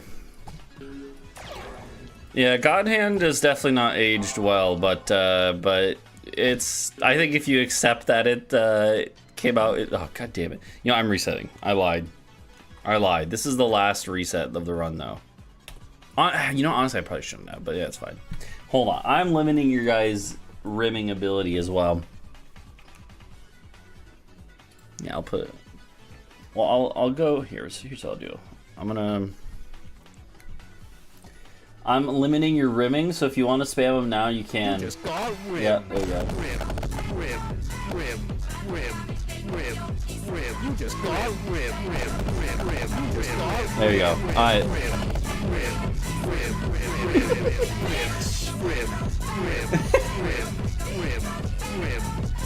Alright, hold on. Let me open the door. We actually have to commit to a run now. Or else I'm gonna be going to bed at one says 3 you just a.m. got rimmed. Okay. Rim. Give me a sec. Rim. Give me a sec. Pedro.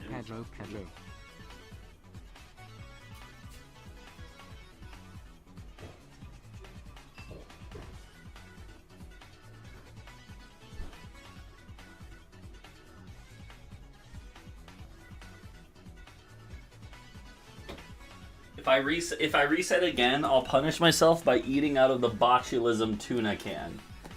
I mean, realistically, what are the chances? Okay, no, I'm joking.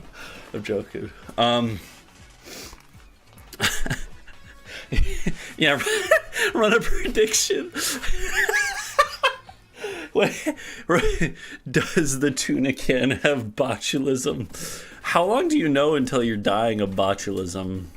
Like, is it like instant, or is it like it's a toxin thing, right? So it's botulism. Let's go here. Let's go to ChatGPT. I'm sure ChatGPT will help. Hold on. Let's go see. ChatGPT. Hey, ChatGPT. I just ate a can of tuna that apparently guaranteed has botulism in it. I shouldn't. What?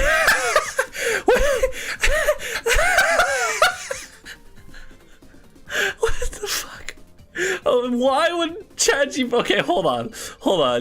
Let me show you what ChatGPT said. It doesn't believe me, man. It doesn't believe me. Hold on. Let me get this on screen. Let me show you what it. Let me show you what ChatGPT just spat out to me when I did this. This is interesting. I did not expect this response from it.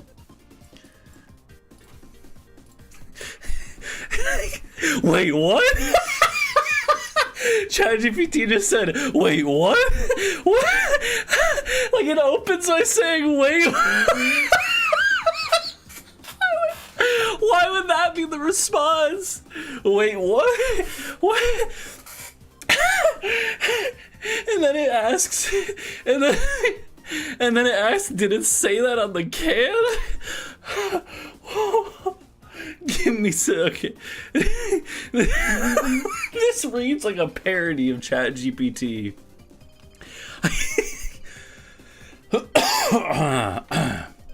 6 hours to 10 days. Jesus, really?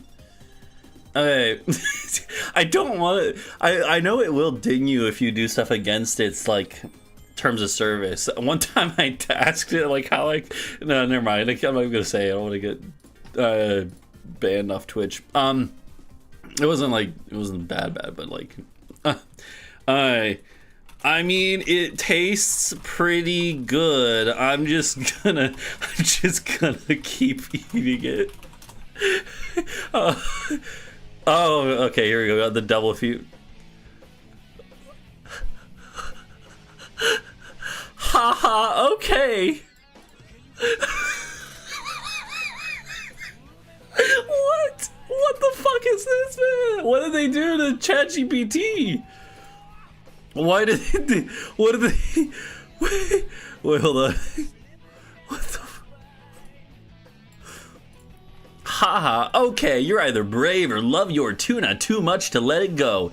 If it tasted fine and the can looked normal, not bulging or damaged, odds are you're totally safe. But seriously, if you, I'm not gonna read this one. We're taking this one. Drop that fork and get it checked out. Yeah, but like, who uses a fork for canned tuna? I just use crackers or bread or like put that shit in a sandwich.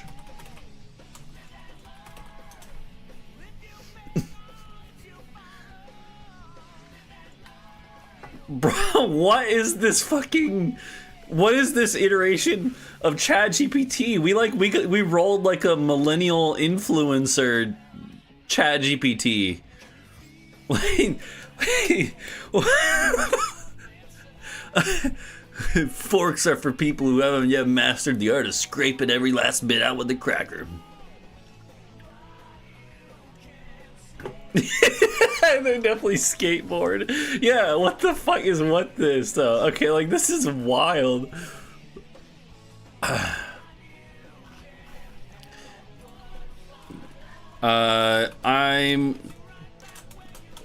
I'm actually, here's what we're gonna say. Well, I'm actually using some Trader Joe's mayo with it, which is funny because Trader Joe's tuna,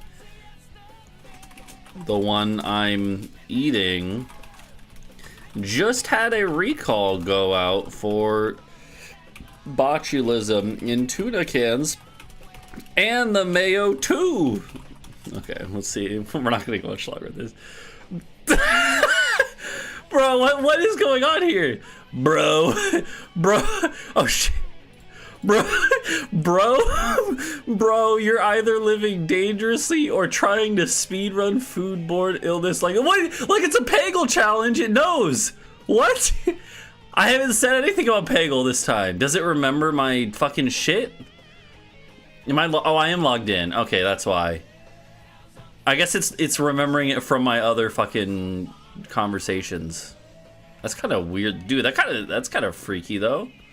That's actually kind of weird. Okay, well, you know.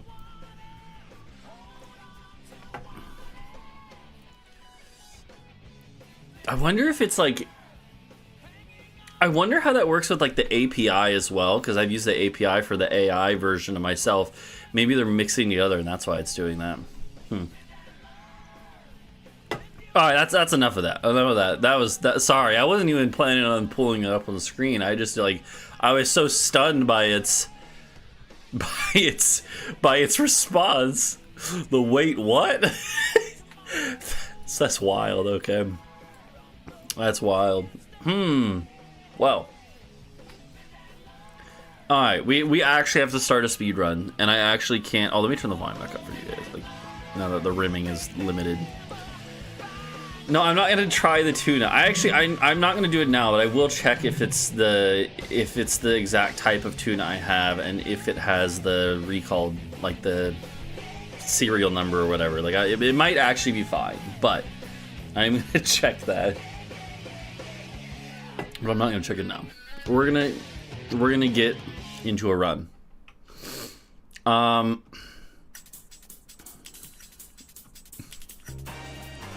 Okay. What else were we talking about anything else? Yeah, okay. I think we're good to go. I got the dog cameras pointing at the dog bed. The door's open so they can come in. Let's get in this run. Let's get in the run. Alright, we're actually committing to this run. We're actually committing this run. No resets. Man, it's so tough on like a 2.5 hour run though. When you get on a bad start, you like feel like you're like, oh shit, man, like I should just reset now. But like that's the thing. Is like Peggle being, you know, every level individually. There's no like longer splits than other splits or longer levels than other levels. I mean, some might literally take longer, but like every level is just one level. You can always just redo each level, and as long as you do good on the next attempt at that level, you've only lost that one attempt, which is going to be the same as like roughly as any other attempt on any other level, if that makes sense. Yeah, it's kind of a weird, but that's why it kind of hurts to get a loss early though, is because you're like, okay, well, like it's like if it's on an easy level, that's an easy loss that I'm not getting that time back. Shit. Okay, well, that's not great. Oh, I wasn't even necessarily considering or planning on doing a Peggle speedrun tonight. Like I said, I was thinking earlier about maybe doing one of the challenge runs I had planned, but then when that didn't pan out, I was like, I was considering maybe doing Lies of P or Elden Ring, but doing a speedrun on those. But I was like, hey, let's do some Peggle. Let's get it pegged.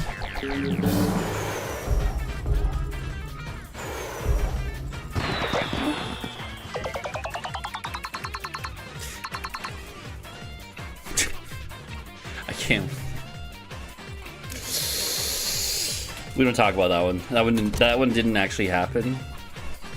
That one didn't actually happen. No one saw that attempt that just died there on the first level.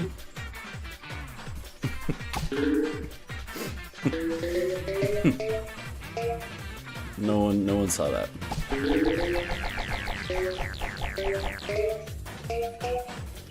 Okay. Oh man.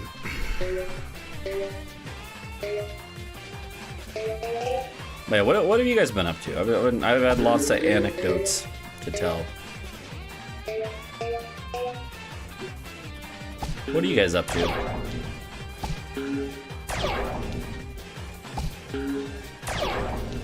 Yeah, dude, Peggle Nights has so many cats all over in the backgrounds.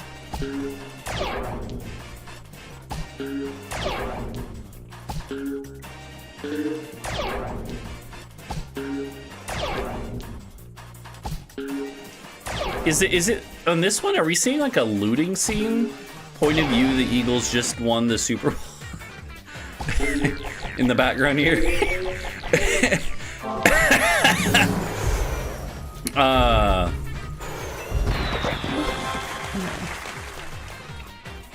2, 3, 4, 5.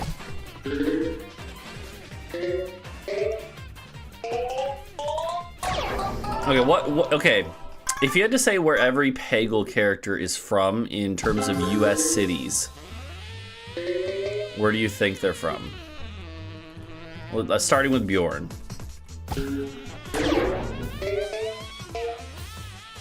Cincinnati for all of them.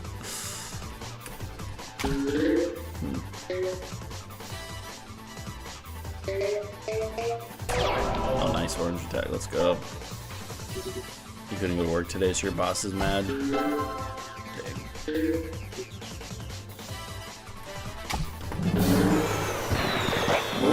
Okay, that's not nice. 1, 2, 3, 4, 5, 6, 7. There you go. I feel like Bjorn would be from.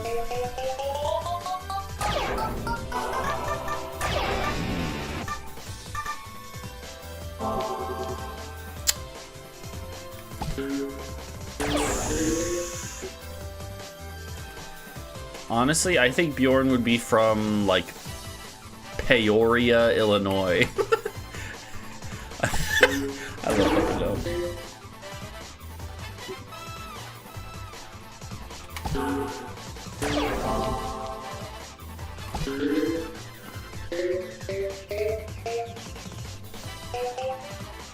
Okay, what about Jimmy? Jimmy's definitely from like Oakland, California. I feel like.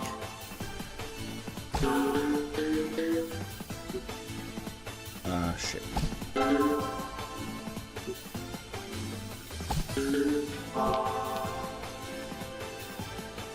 Yeah, I mean, he's definitely, he's like a skater bro. He's gotta be from, I mean, there's skater bros everywhere, you know, but like, he strikes me as like a California skater bro. Probably like Jimmy probably listened to like Bad Religion in high school.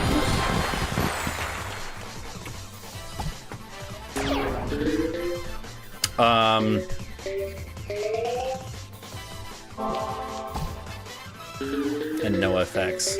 He's definitely a NoFX fan.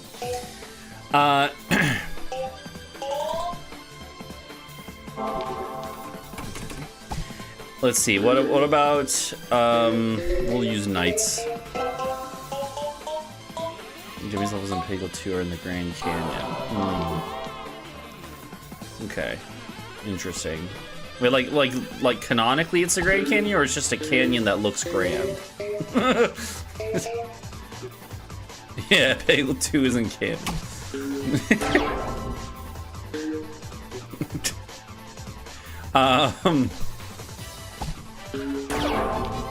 When I was gonna say the hold on. Yeah, he is paid DLC.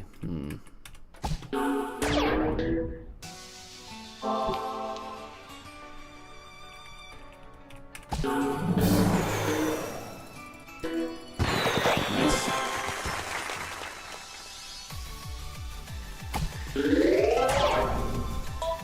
Okay, what about Renfield? Renfield, where's Renfield from? Where do we think? We'll use Knight's Order. Cincinnati. They can't all be from Cincinnati. Britcher says his Zao Peggle fans. And Jimmy Lightning. My multi-ball power is the multibusiest. It's directly responsible for multiple balls. Also, welcome Miscellaneous Chaos. Welcome to the stream on YouTube. Oh, it actually got it. I'm a little surprised. Nice.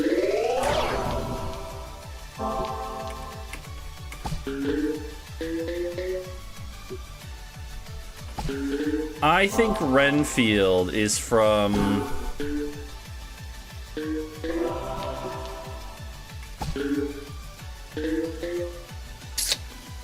Shit, man. From Florida? I don't think so. No, I think Renfield is from like Staten Island. No,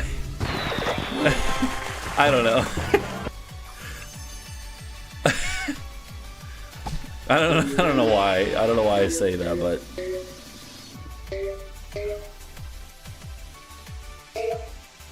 I don't like that start. Let's go different start here. This might go right.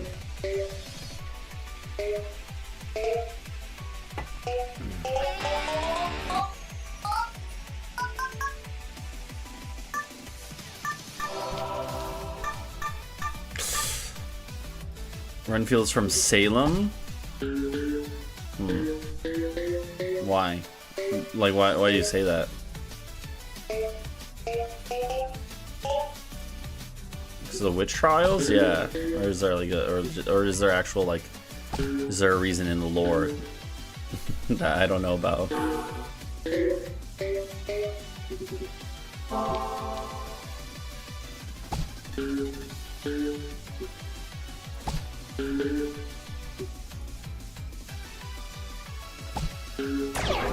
Okay, I know where Cat's from. I know where... No, I mean, okay, oh, actually, you know what? No. You know where Renfield's from? You know where Renfield's from? He's from New Orleans, dude. Because not only does New Orleans, they have, like, lots of ghost mansions and shit. No, we're saying specifically from U.S. places. If we're saying in the U.S., New Orleans, because there's like ghost mansions. Apparently there's vampires there, and like and also he wants to be an artist. He wants to be an artist, and like New Orleans also is like a fairly culturally significant city as well in terms of the arts. So I feel like New Orleans makes sense for it. Nice. Works.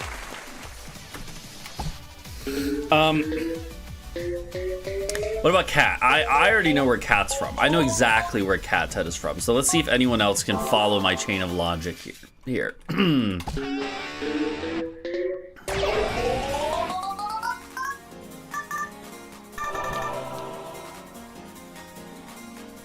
Egypt, USA. Now, it has to be in the US.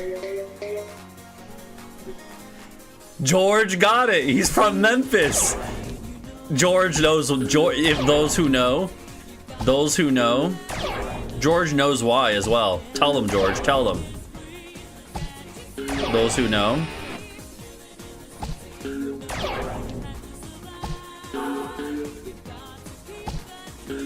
The pyramid, yes. It's for anyone who doesn't know. There's a Bass Pro Shop in Memphis that has a fucking pyramid at it. Like it is a pyramid. Like it's so Memphis, Tennessee, like right on the like edge of like the Mississippi, pretty much or whatever, has a fucking Bass Pro Shop that's a pyramid. So that's exactly what I thought. But then also, I'll take it one step further. Maybe this is a stereotype of like the rural South, but I'm like I grew up in the South. I'm allowed to say it. But I feel like it's also I feel like it also works because I feel like, you know, like circuses I feel like are like they're dying out, but like they are more of a thing in the South, I feel like. And in Nights, Cat wants to be like a circus daredevil. Circuses are kind of fucked up, man. Right? Like they're kind of fucked. I went to a circus as a kid, and I remember even at the time being like, this is weird.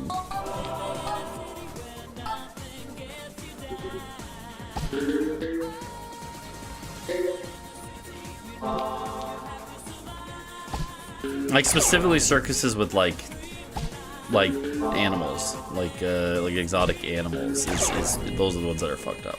I mean, I guess if like there's definitely like county fairs and stuff where like that are the same thing but just without the animals, and those are fine. But yeah.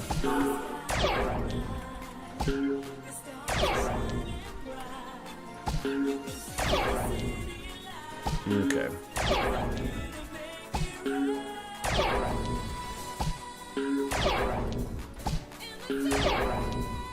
Oh yeah, Splork. Sorry, I gotta focus. Gotta dial in. Yeah. So Splork he's an alien. So I feel like Area 51, right? So like fucking Nevada or where's the one place with the famous UFOs? Is it in Arizona? Where the famous was the Roswell incident? Or is it in Nevada too? I can't remember. I'm not dialed in when it comes to the lore behind alien sightings. Nevada 2. More like Nevada poo. I've only been to Nevada like once ever, and we went through Reno and Vegas. I was like 15 though, so I couldn't really I couldn't gamble, you know. I was with my Mormon family, so like, you know, wasn't that fun. I gotta be real, I don't think I would have fun if I went to Vegas now. I don't think I'd have fun in Vegas now. I don't know.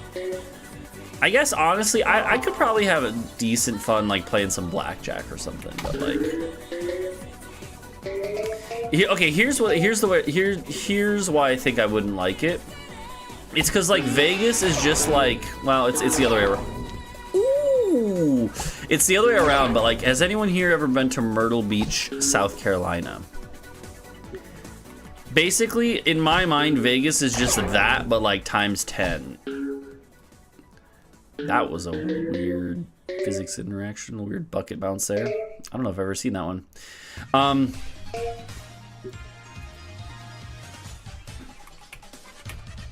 But yeah, like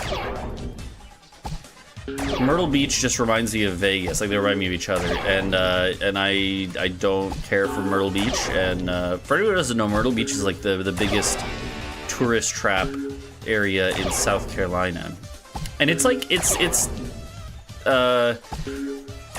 gets a lot of visitors from like other states.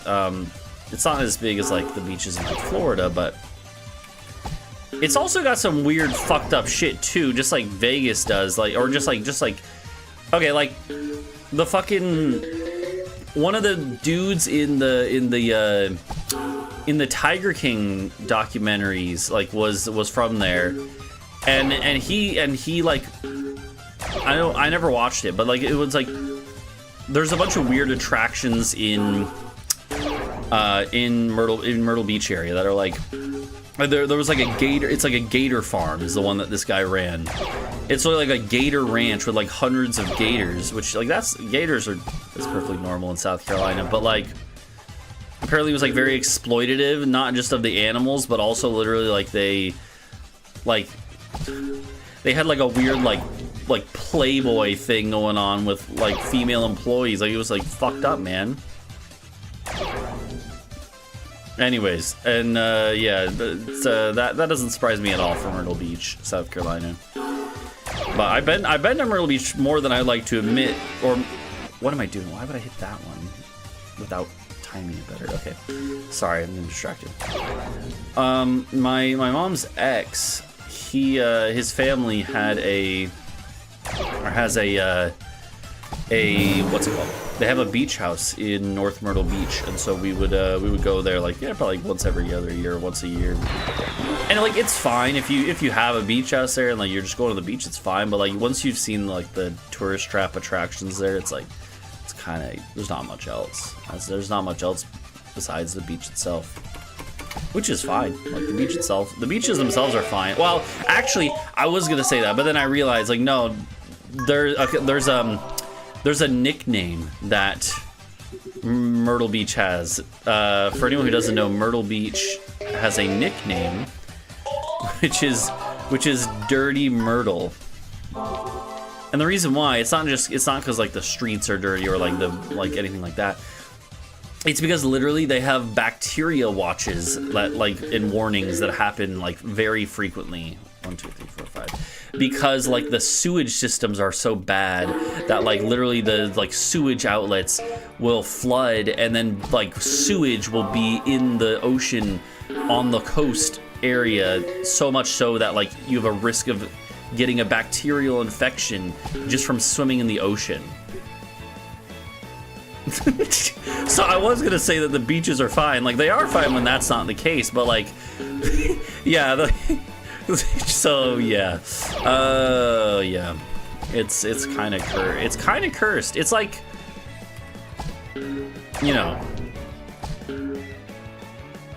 There was the memes when Elden Ring came out about how Caelid was basically like Ohio or Florida, and you could lump like Myrtle Beach in there. Myrtle Beach is like the Caelid of beaches in the South.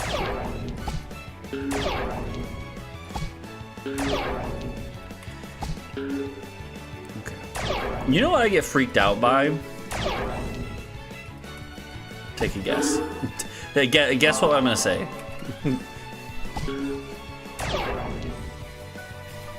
Ohio? That a little bit, yeah.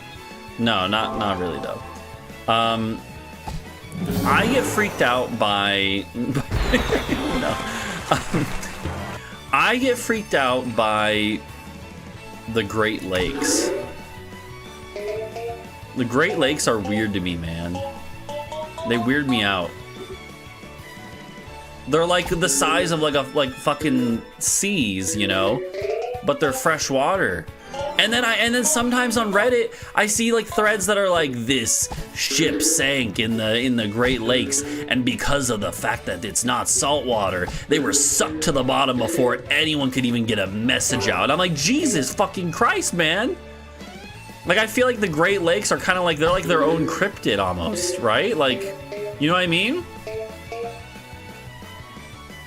Like they're weird. They're like, it kind of freaks me out. I'm like it's like a ocean-sized, or not ocean, but like sea that's not salt water, and it's like, it's weird to me, man. Okay, let's not go long. Shit, no, that's fine. We're not resetting, obviously. We're committed now. Uh-oh.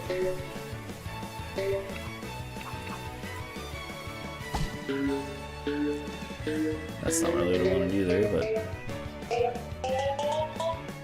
yeah, I've only been in the Great Lakes a couple times, and I've never really never boated or swam on them or anything. But still, I'm like freaked out by the idea of them. Like, not like to a point of like a phobia. I'm like, what the hell, dude? Like, what the fuck?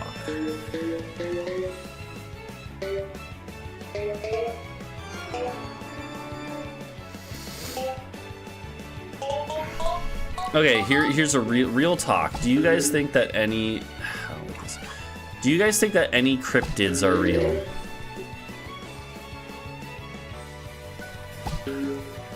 Are there any cryptids that you think are real? You think Nessie is real?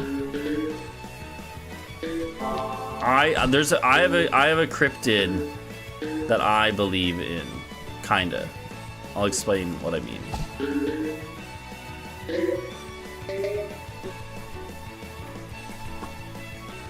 I do have a cryptid that I kind of believe in.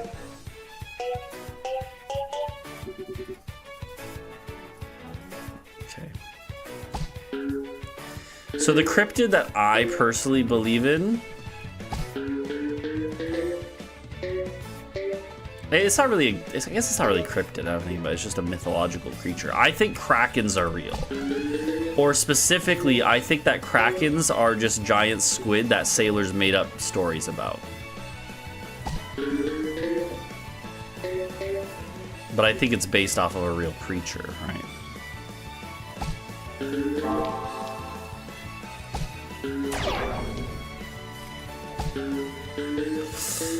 Oh, shoot.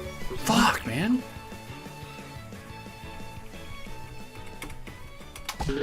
Bro.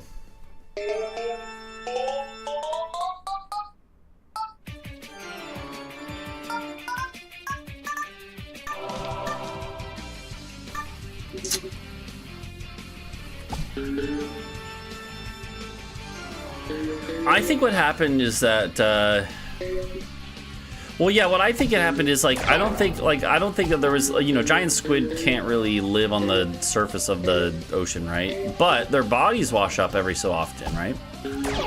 So my theory is that, like, some Norwegian fucking sailors in, like, the year, like, 900 were going on one of their expeditions, and they saw the corpse of a giant squid at the surface level of the water.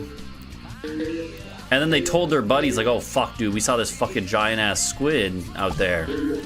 And then, like, their buddies were like, oh, so you're saying, like, you saw this squid and it was, like, swimming around, flailing around. They're like, well, no. But then they, you know, then they go and tell that dude goes and tells someone, he's like, yeah, no, they definitely saw a live one. And then they're like, yeah, no, like, they definitely attacked my friend's ship. And then they're like, you know what I mean? It's like a game of telephone. At a certain point, it just, like, morphed into a legend of a kraken. Yeah, but that's what I mean. It's like I feel like it's feasible that, like, a corpse of one of like a giant squid or colossal squid might have just shown up, and then as a result, like, and then it just, like, the story got out of hand to the point where eventually they eventually just it became a whole legend, right? I feel that's feasible.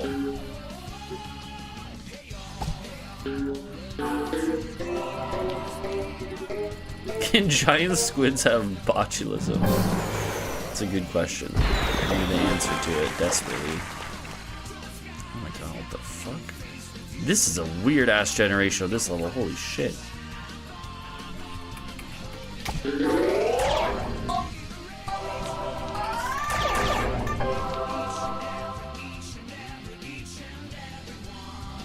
Alright.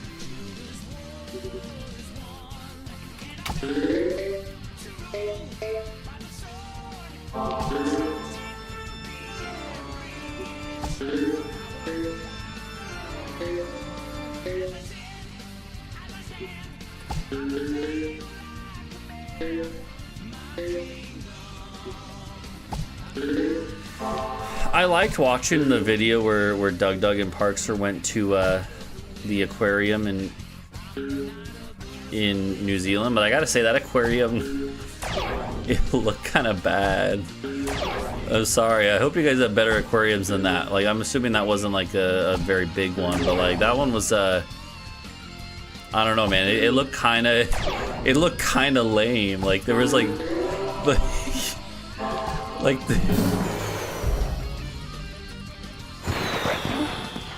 bro, fucking really?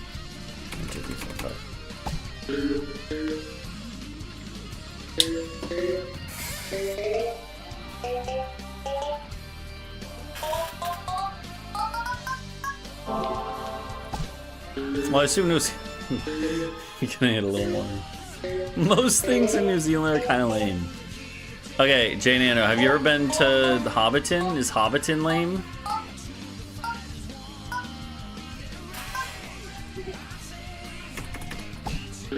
No? Oh, okay, nice, because I want to go there at some point.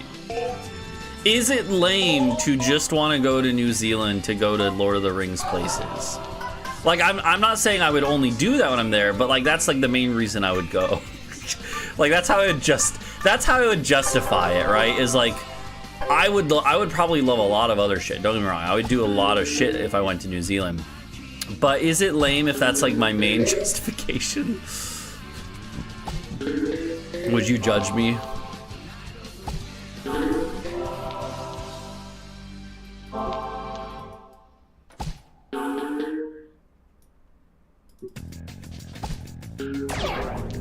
Yeah, I mean, to be honest, I really like, I love learning about, like, any, you know, all sorts of, like, countries and stuff, and I consider myself to be a somewhat worldly person, so I would love a lot of parts of that, of any trip to any country like that that's so far away and so unique.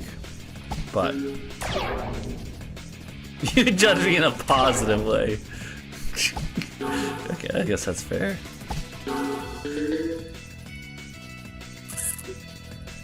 Brother.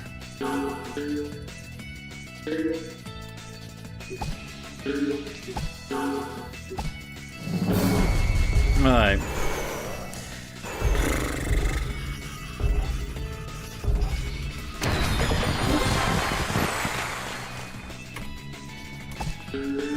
Actually, I don't know if this generation is good or bad.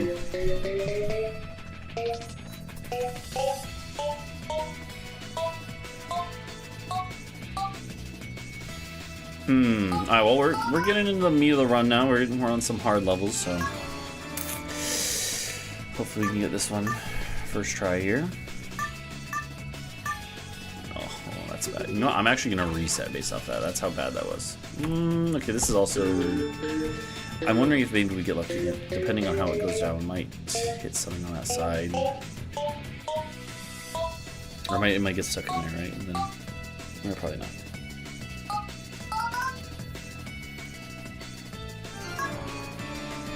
Is that literally the exact same? Narcolepts7Z says lock in. We're got the exact same shot. Like, exact same. Funny penis. Oh, whatever. Shoot on the other opener. Yeah, whatever. Alright, Lucky Bounce is good.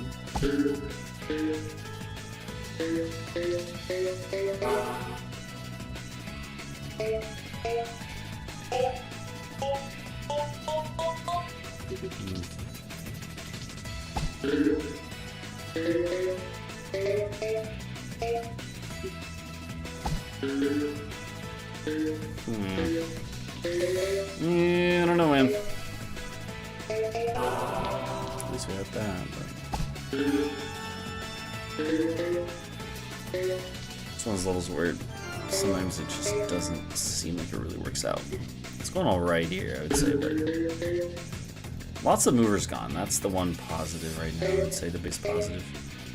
Just a lot of general cleared out.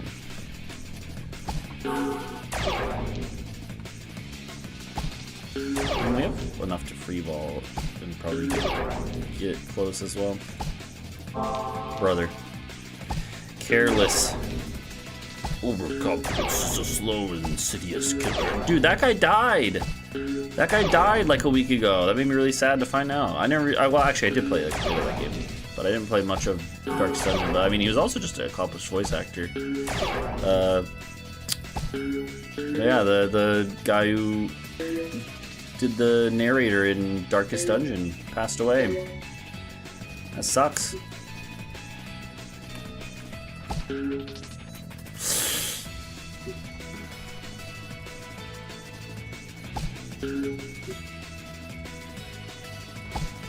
What an iconic performance, too. Oh, God. Oh, fuck, man. Yeah, the Darkest Dungeon narrator voice, so good.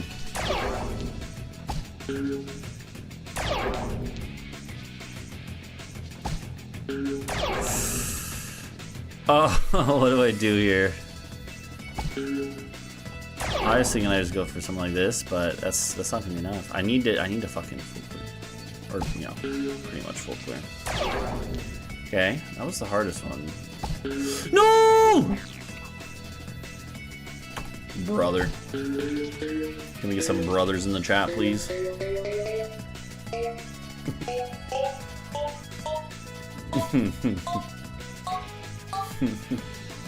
Damn, dude, that fucking sucked. No,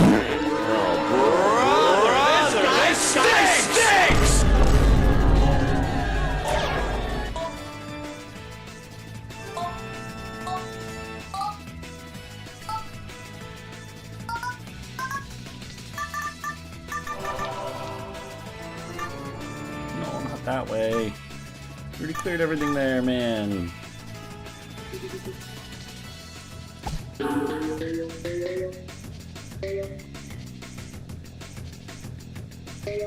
If you already saw the video, we'll watch it again. I'm just kidding. I do want to do another video soon. It's been a little bit, so.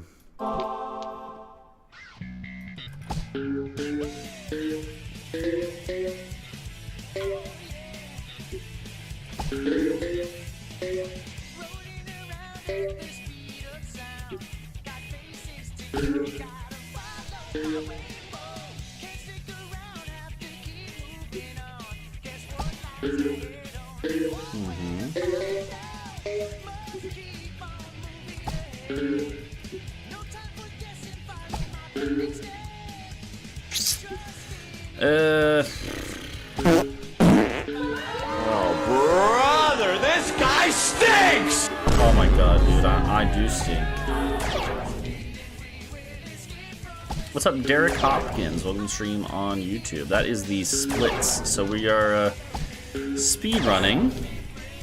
And so we are currently 32 seconds in gaining, or losing, rather, more time. We are currently behind schedule. I hate this part here, though. These are so scuffed, man. Here's my skills is good.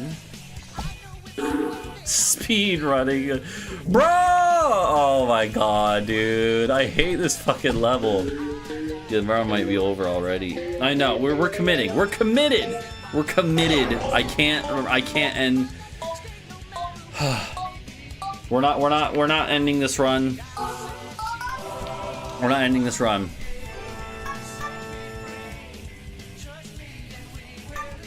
Oh! Ooh! Ooh! Oh, they're kind of sick, and we got another pass going. Okay. Pivot to UEGM. No, I'm good. Yeah, I have work tomorrow.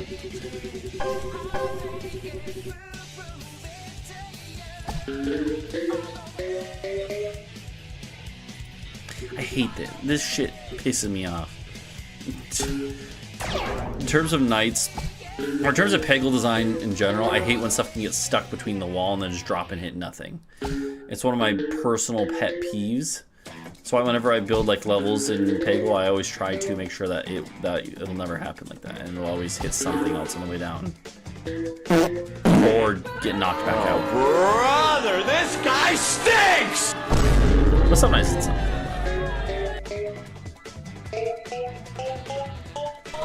It's just me being picky.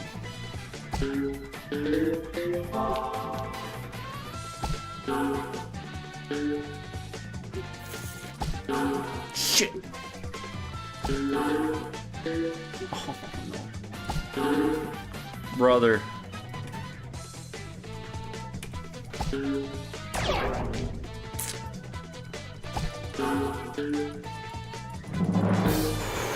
No! It's not gonna hit anything! Oh my fucking god, dude. Run Zed. Fuck it. We're pivoting. We're pivoting to UEGM now. We're gonna do Knights. We're gonna do Holly's 08 UEGM though. I can't do any more of this fucking... Dude, we can't even get out of Redfield, man. It sucks. Ugh. We're pivoting to Holidays 08 UEGM. Oh, maybe that's what you meant before, George. I thought you meant like the whole game UEGM. I was like, no, but this UEGM will do.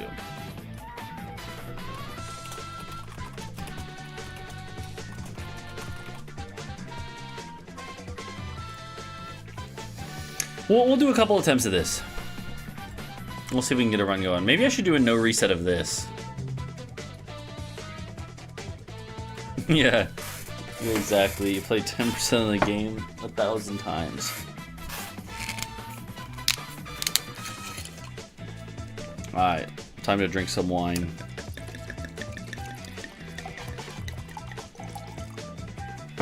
Sorry, just pissing. No, alright.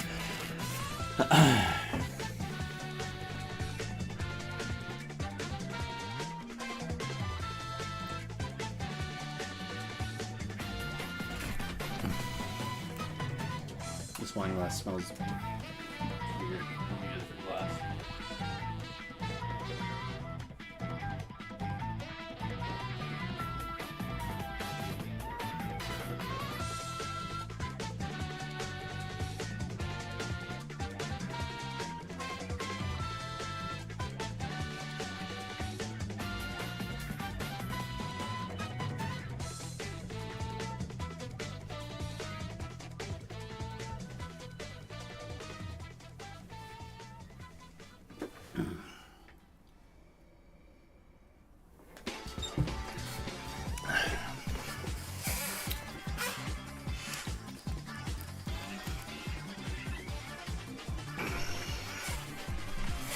Do you guys ever have like a thing where you have like a specific sensory experience? Okay, wait, this sounds... I promise I don't mean this in a weird way. You have a specific sensory experience where you're like, oh, that was the best instance of this I've ever experienced. It sounds really weird when I say it like this, but I'm trying to like...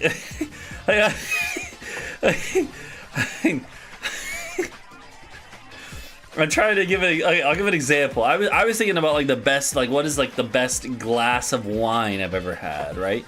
Not like not like the specific vintage, but like the experience itself. But then I wanted to make it inclusive for people who may not drink wine or drink alcohol, right? Like so, or just make it more general. So that's why I said it the way I did. But I realized that it was so weird as I was saying it.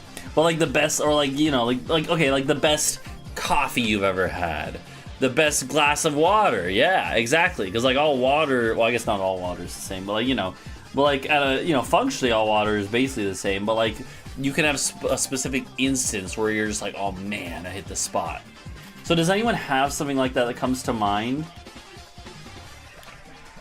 Like it could be literally any sort of sensory experience, except we're not gonna go there, and you know where I mean. But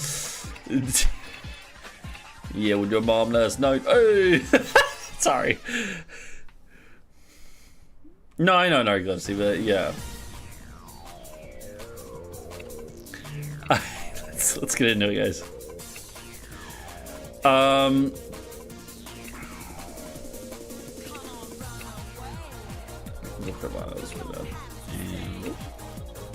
You know, fuck it, we're using more, and I don't even give a shit anymore.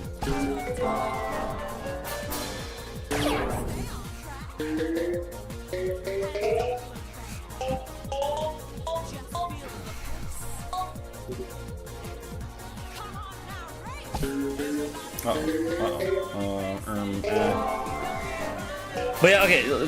Does anyone? I'll give some examples, but like, I was gonna see what you guys had to say first. So for me, I was thinking of the reason I was gonna ask if anyone has like who drinks wine can remember like the best wine they've ever had. But then I realized that I don't even have like a specific. I drink wine, pretty frequently, but but like for myself, I couldn't tell you the best glass of wine I've ever had. But then it got me thinking right now that I could tell you the best beer I've ever had. I can tell you exactly where I was sitting and what, and well, the context is why it was so good. And yeah, the best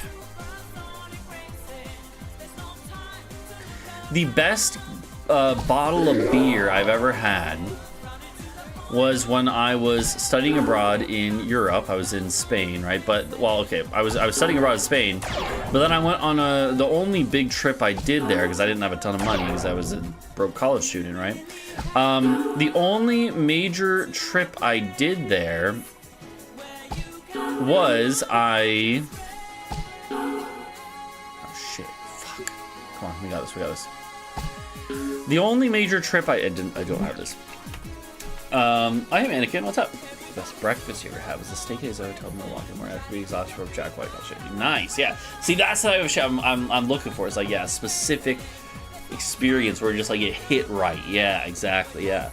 So okay, so I was studying abroad in Spain, but I went on a week-long trip to Italy, and this was at the end of the semester, and I had like saved up money over the previous year from a couple internships and stuff or whatever, and so like I had saved up money for this whole semester, but then specifically also for this trip that I did, and it was a budget trip for sure, right? But I'm used to planning trips. I've planned road trips and stuff. I've planned international trips at this point, and so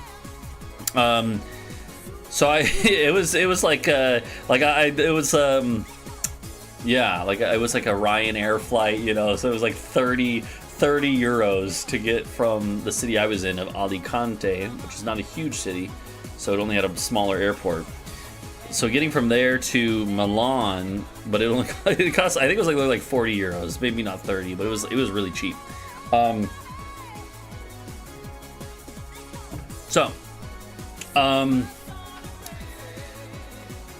I didn't have a lot of money. So mainly I was just walking around the places I was at and just seeing stuff, right? Going to like museums that had really cheap entrance and like just not really doing nothing crazy, right? Like I went to Milan and then to Verona and then Venice. And like in Venice, I didn't even do like any of like I didn't go on a gondola or anything like that because I just was like broke. So in Milan, the first day I was there, I walked around the whole city like a bunch, or not the whole city, but you know, it's a big ass city. I walked around Milan a bunch. Oh my god, poetry cinema, that's so good. Oh shit. That's so fucking good. So that's so good. That's such a good camera frame too. Holy fuck. That's such a good frame. But yeah, anyways, so I was walking around this city. I was walking around Milan, the central part of the city. Dude, Milan is really cool, by the way. Milan is is a really cool city. It's like Milan is a like, if you want a good taste of like what Milan, milady. No, I've talked to. Oh god, there's some weird stories I hit. Here, okay, we're doing poetry story time for a second, so buckle up. I just walk around much. Milan is like a very like average, big European city, right? Like I feel if you want like to get a good feel of like what a big European city is gonna feel like on average, like Milan is like one of the best ones you can go to for just that. Obviously, every city's gonna be different, but yeah, Milan's it's a really big city. It's got a really like dense center of the city. Lots of really cool shit there, man. Like the Duomo, the big cathedral. There's like a museum, like a Da Vinci museum. I didn't get a chance to go to that one actually, but there's like a big like arcade, like as in the, not in terms of like gaming, but like the big like building style that was popular in like the very early, like the early 1900s. The big, even like the train station that I arrived in on, the Milan Central train station, is like a huge like big monument on its own, right? Lots of just cool shit. There's like this castle that's in the middle of the city I went to, that's in the middle of this park. It's a really big park, really beautiful park. At one end of the park is a giant Arc de Triomphe, right? Like a big arc. So yeah, it's just like there's a lot of cool shit there. But yeah, so at the end, so I walked around a bunch of this shit while I was there in Milan. The first full day I was there, and towards the end of the day, I was hungry. I didn't have a ton of money, like I said, so I wanted to just go get a simple bite to eat. So what I did is I just looked up like pizza places that were around where my hostel was that I was staying at. And I just went to this one, and it was like this just random little hole in the wall shop.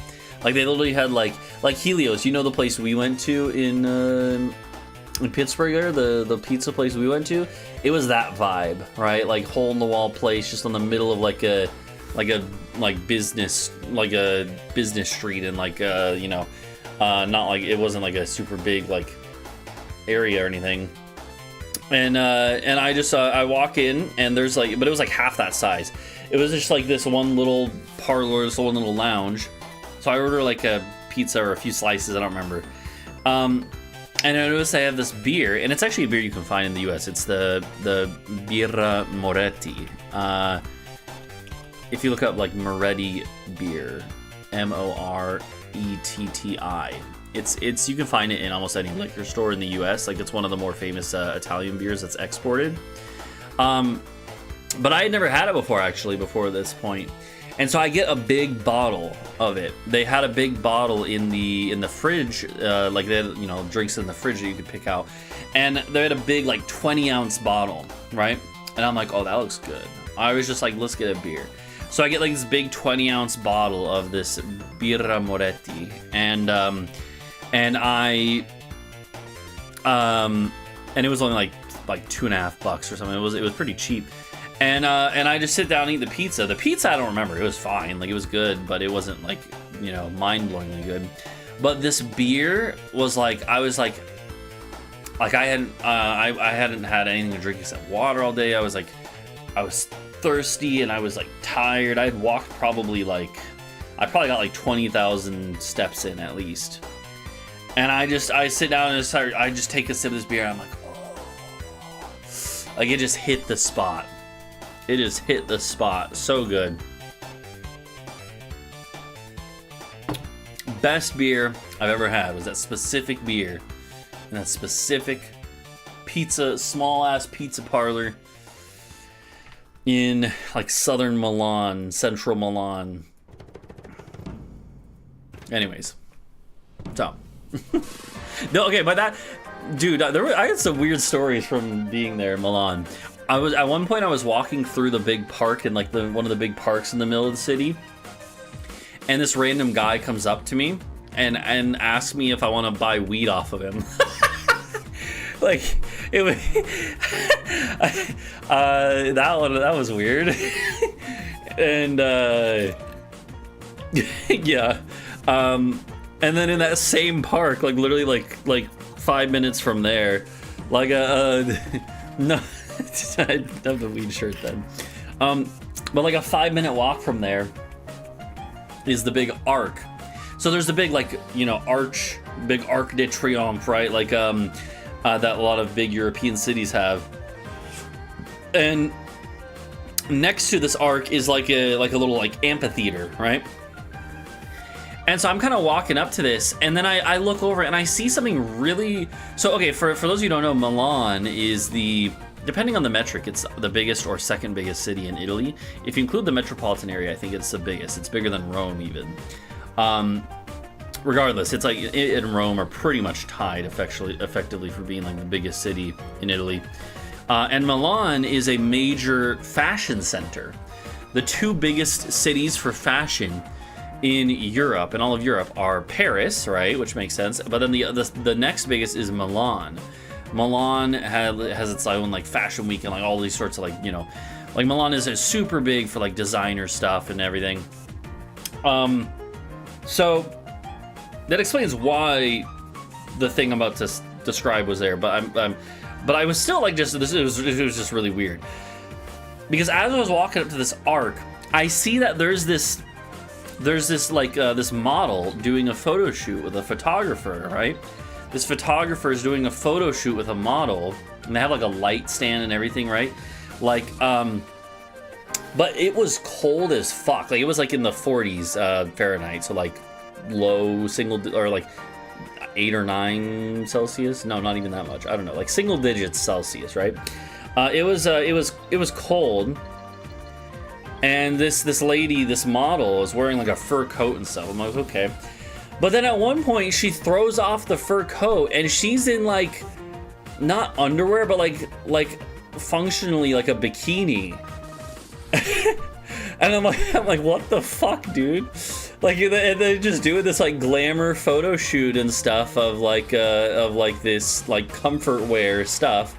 Like it wasn't like lingerie, it wasn't like that, but it was like, you know, like it's not like full clothes, and they're just doing the photo shoot here, and obviously doing a photo shoot like that is like that's all weird. But like I was like in this fucking, I was like, it's 40 degrees, dude. This poor model is like fucking freezing here. It was just very strange. But anyways, yeah, I don't know, man. All right, let's do it again. Let's go again. Yeah, I don't know.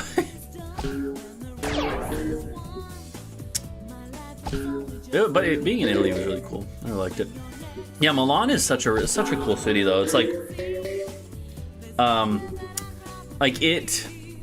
Milan feels like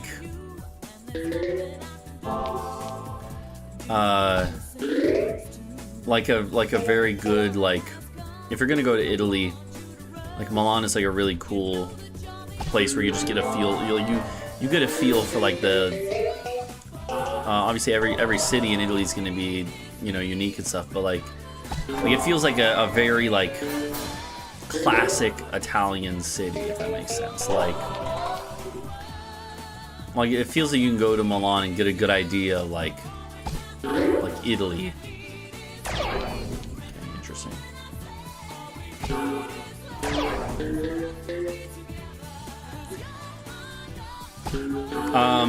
But yeah. Yikes.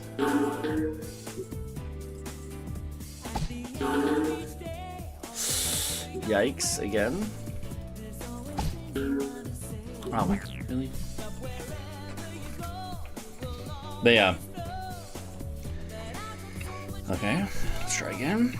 I also really liked being in. Well, I liked so the 3 cities I went to in Italy, Milan, Verona, and Venice. I really liked all of them, but they definitely have different vibes.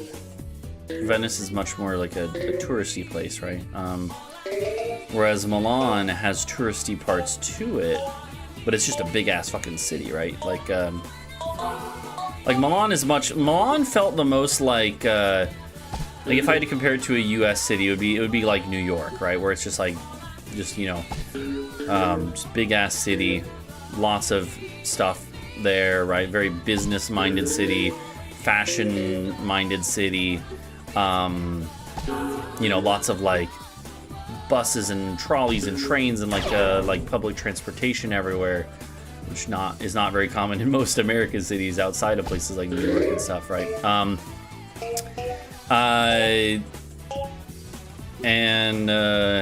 Yeah, there were some bussies there. There were some big old bussies.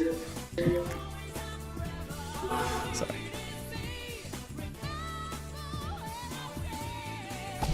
What's up, Jules? Anyways, though, bro,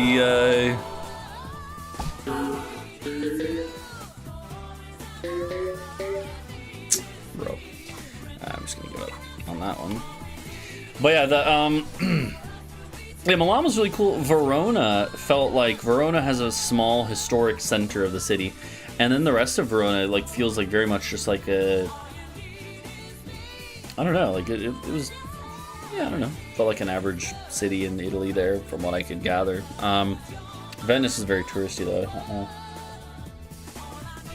No, Jules, no, not today.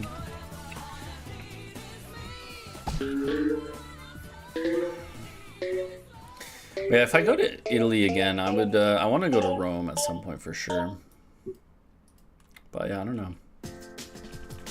I want to make it back to Europe at some point soon-ish.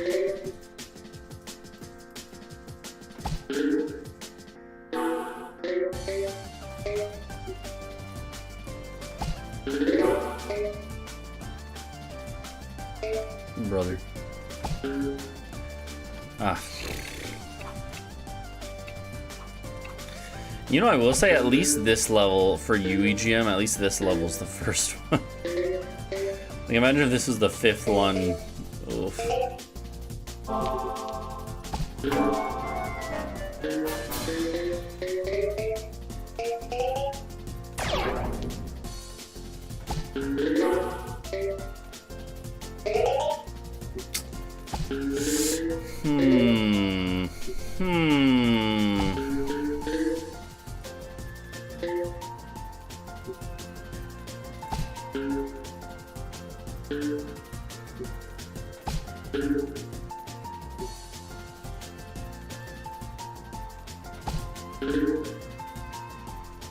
Yikes.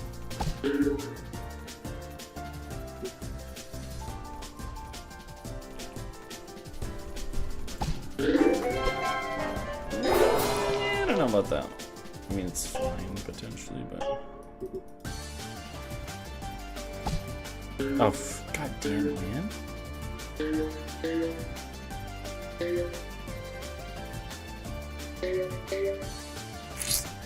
Brother.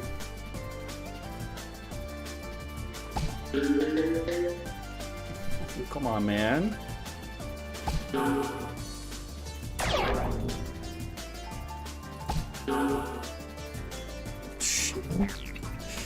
Oh, this level's so fucking annoying, man.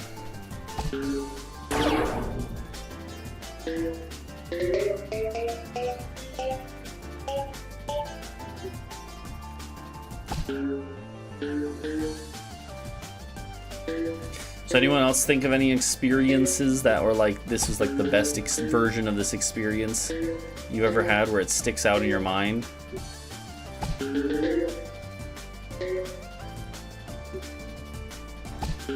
So yeah, I think stuff like that is interesting.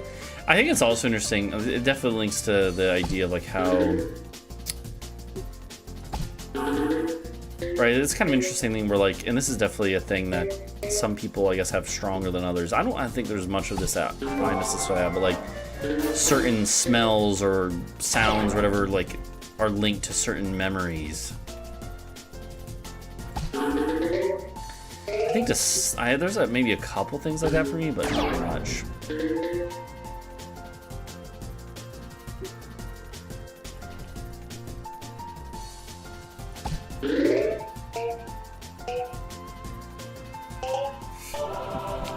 Okay, nice. Shit.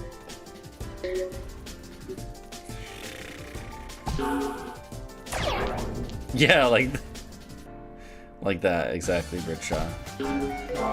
We talked about that. I talked about the Peggle Discord recently, that scene, how it's a classic one. That meme, I was talking about in the Peggle Discord how Ratatouille has had a very lasting impact with memes. Nice, George. Yeah, you could also, yeah. I think in gaming it's interesting because, like, for me, that was Sekiro for me. Was definitely one of those. Was one of those moments. Sekiro was definitely one of those ones. As well as, there's been a couple of games where I'm like, holy shit! Like as I'm playing it, or like as I finish playing it, where I'm just like, wow, this was just an awesome experience. Like I'm never gonna forget this, right? Or even further, like I wish I could experience this for the first time again. And for me, one of them is definitely Sekiro, right? Which probably makes sense. You know, you all know how much I glaze Sekiro. But another one that I also talk about pretty frequently, so it's probably not surprising, is yeah, Outer Wilds would be that if it didn't suck. No, I'm just kidding. Outer Wilds isn't quite that level for me. Outer Wilds for me is really good, but I would say for me it's one level below that. I think the only two games for me that I could say that really were like holy shit, like this is like unbelievable, or like I wish I could experience this again for the first time, would probably be Sekiro and The Witcher, specifically The Witcher 3. Witcher 1 and 2 are good as well, but Witcher 3. And also, I don't even think it's all The Witcher 3, because some parts of the game aren't actually that great, but like there's I don't know, it at its peaks definitely. So I think I had that with the Hearts of Stone DLC. Hearts of Stone DLC specifically for The Witcher is like just like really, really good. I think it's interesting. The Witcher, lots of times people kind of say that it has a lot of good writing, but it doesn't necessarily. The Witcher 3 specifically doesn't necessarily honestly have that good writing when it comes to game writing in the sense of like decision time and stuff like that, right? Which is a big part of games like you know, RPGs, right? Like think about other games in the same general genre. It's more sci-fi, but you get what I mean, right? Like for like large RPGs where you're making decisions like Dragon Age, right? I think in terms of like writing, in terms of the story and stuff of The Witcher 3 is not necessarily that crazy good. I don't think it's necessarily bad. But I think the story, how the story is written, is worse than The Witcher 1 and 2 even. Witcher 1 and 2 are both really good in that regard. But where Witcher 3, I think, really excels is in its the character writing. And a part of that is, I think you have to give it to the voice actors do an incredible job of bringing it to life, right? I think The Witcher 3 is like really just like a good show of like how having a good voice actor can really elevate a game.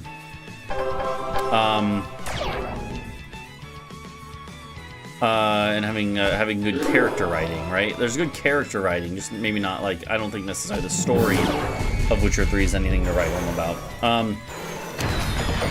In terms of like what actually happens and what actually, like when you boil down the story of Witcher 3, it's not super interesting. I don't know. Like the premise and the like how it fits into the world is interesting, but like the kind of part you take in the story and stuff like that, right, is not necessarily the most. Like again, it was much more interesting in the first and second Witcher games in terms of like your actual role in the story.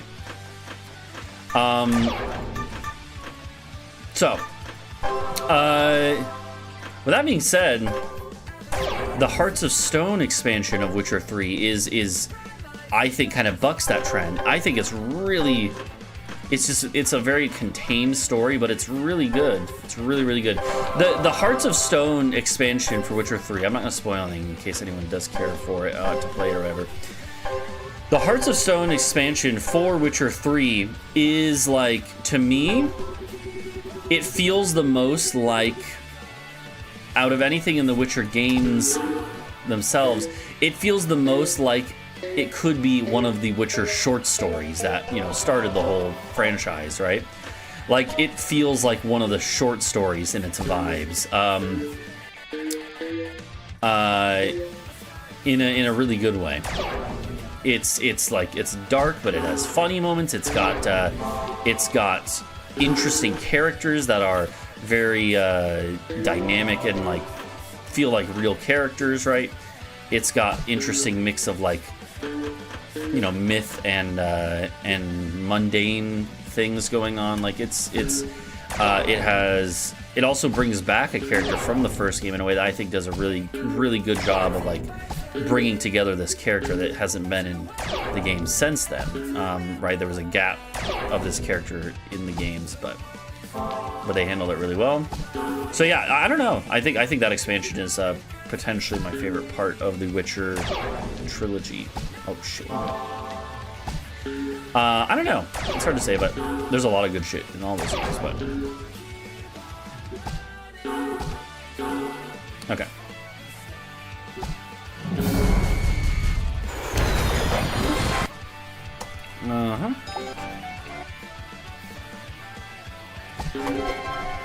Okay. That was not really a good shot. Oh, okay.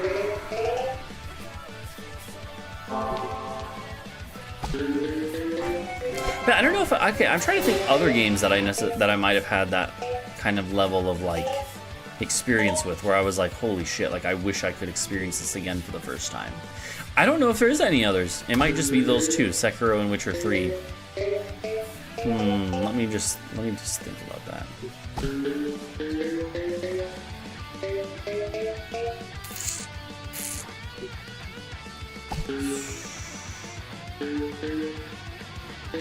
Yeah, I don't know. I don't know if there is really much, much else that hits that level or even close to that level.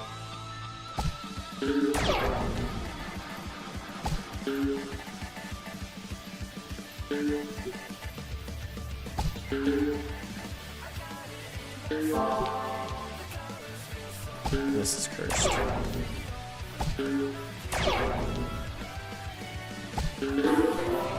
Okay, the risky play worked out. That one did not.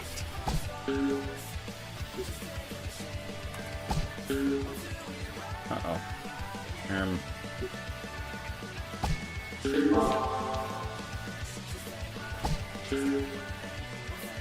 Brother.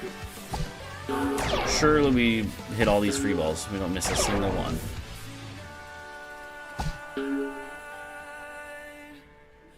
I had to go for the timing that play there, right? Like, I knew it was going to be, this angle means it's going to go way out here, so I knew I had You to just time got rim, rim, rim, rim, rim, rim, rim, rim, rim, rim, rim, rim, rim, rim, rim. Oh! Oh, we made it out of Sonic Hell. Nah, those were good songs. They were fine. We're into Kerbis, the Kerbis zone.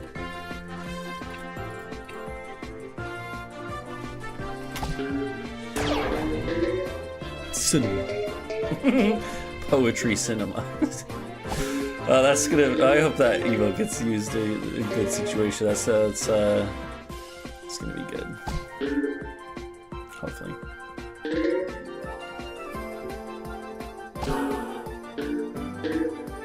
I don't think I've ever seen a Martin Scorsese film.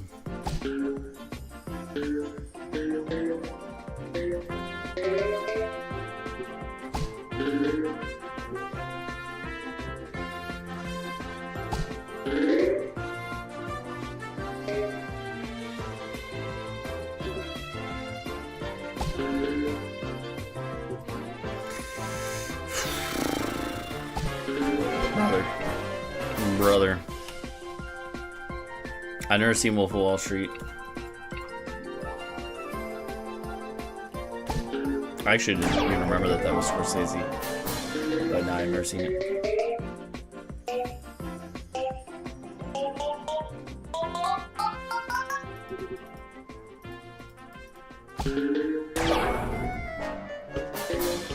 Werewolves of London. It's a good song. Warren Zevon. Classic. Not my favorite Warren Zevon song. I honestly literally know 2 Warren Zevon songs. That one and Rollin' the Headless Thompson Gunner, which is my preferred of the 2.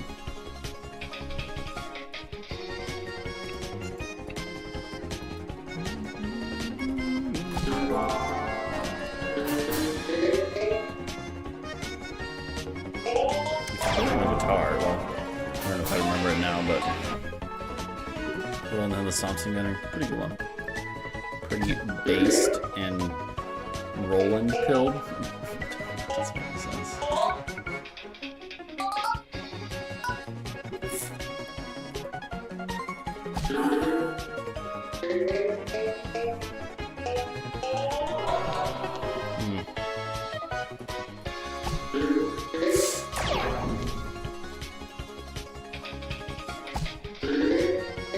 Brother.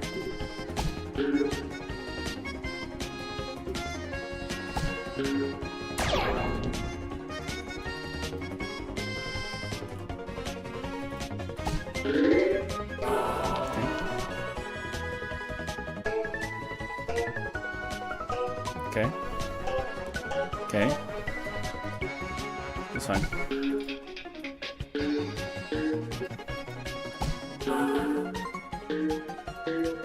So I know in so I talk about how I really like David Bowie, right?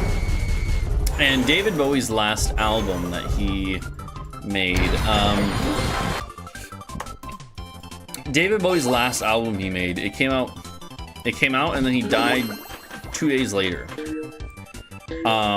Like it really seems like basically David Bowie's just like waiting to make his last album, and then like just he was like, I'm out, peace. And if you ever heard the stuff on his last album, it's really haunting, and a lot of it definitely is like a reflection on his life. Like you could tell he he knew it was gonna be his last album. And it's really good stuff though. And it's really interesting because, like, you know, David Bowie's always had a lot of unique stuff going on, a lot of unique fusion of different styles. And in his last album, it definitely has like a lot of like kind of, it has like hip hop beat kind of influence for some of the songs and stuff. And he mentioned how one of his influences on it. Hey Jeff, thank you for the raid. We're talking about David Bowie's last album, Black Star. He talked about how one of the influences on his last album, like when he was doing interviews while it was in the process, or you know, when it was like about to come out and stuff. He talked about how one of the influences, like David was always been one to kind of like try to incorporate different musical styles, different instruments, different, you know, taking inspiration from other musicians who are big at any, you know, around that, you know, in any given time period, right? And so he, so David Bowie talked about how one of his big influences when he was doing that album was Kendrick Lamar. So then I was thinking, I was like, what do you, man, do you think if David Bowie was still alive, you'd like collab with Kendrick and diss Drake? Anyways, dude, that'd be kind of sick though. David Bowie like dissing Drake, it'd be kind of hilarious.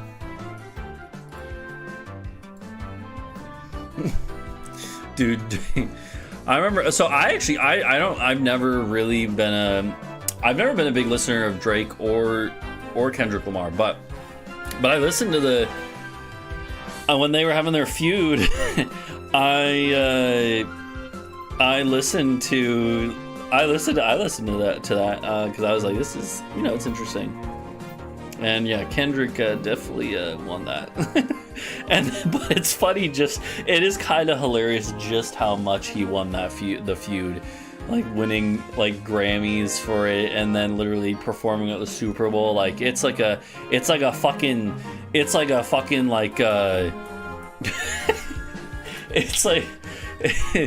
like Drake is like in the Family Guy pose where he's just like fucking like at this point, like like Jesus. Oh man, holy shit, what a fucking beatdown, right?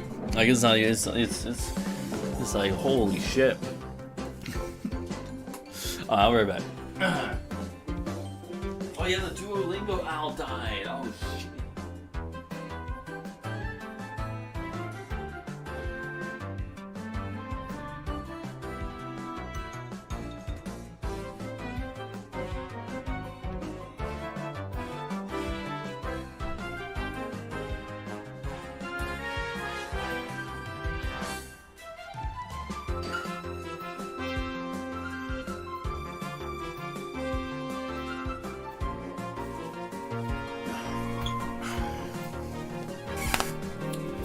Yeah, it's funny because on the Yard podcast, do we have any Yard listeners here? I think I saw TSM. TSM is the Yard listener, but on the Yard podcast, not Claude. On the Yard podcast, they were a while back, like maybe like a few months ago, but they were talking about how they were mentioning the Drake stuff. Or, you know, the Kendrick-Drake feud. Wow. And, okay, yeah, fair enough. But yeah, okay, so what does it say? It's like I shouldn't know. I mean, honestly, Warren might be better than Splork. I've had more luck the past couple attempts here with him, but yeah, so anyways, though, they were talking about it. And so Nick on the Yard apparently has been always been like a Drake fan, but then they were talking about it when the feud happened. They're like, "Yeah, you still listen to Drake?" And then he realized, or like he told them, he's like, "I gotta be real. He was like, my Spotify Wrapped came out, And I thought I had been listening to Drake as much as in the past, but he wasn't even in my top 5 this year. So he's like, I didn't even realize it, but I guess I did just stop listening to him. Like, I like fucking, it just like, he's like, it was subconscious, but it just completely killed like any interest in his music for me. And that was really funny. I was like, it's like he didn't even notice that the change in his listening habits, but that's kind of. And then I think they looked up, and apparently there was like a global decrease in Drake's like listens on Spotify like last year. So like there was like a legit effect of it too. Like, holy shit.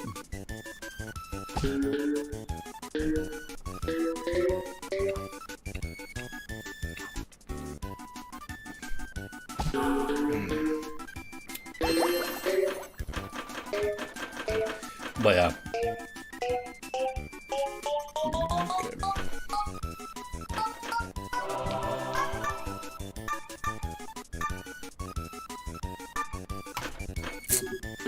Actually, I don't even know if you can hit that one there, but. Sorry, what did Jeff do in? What was he playing? Was it Skyrim survival stuff or what? Bro.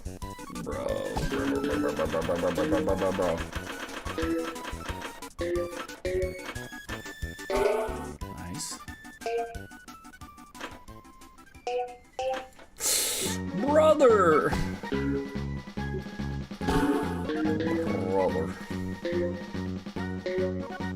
In the long dark, okay.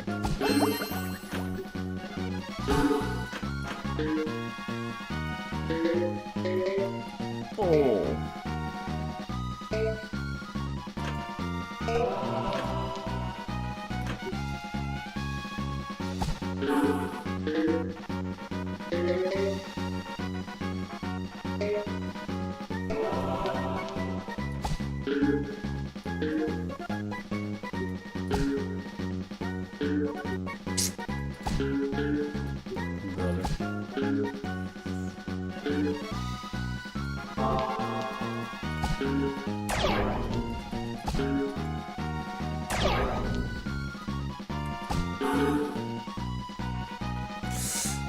Okay, yeah, should be good. Yeah. Oh my god, that was actually really good. Holy shit. It cleared almost all the movers.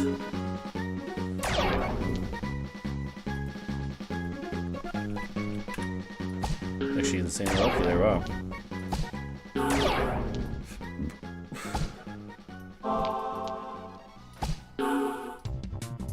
Yeah, I should not have done this. This is a bad idea. It worked. Why would I shoot straight down? Dumb. Alright, whatever.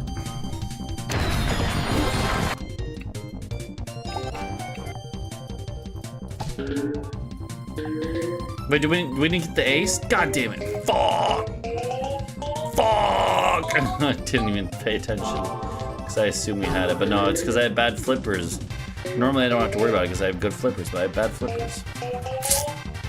Shit, man. Well, then I probably gonna reset, man. Or we go back. Nah, man. Fuck it. We go back. We just reset.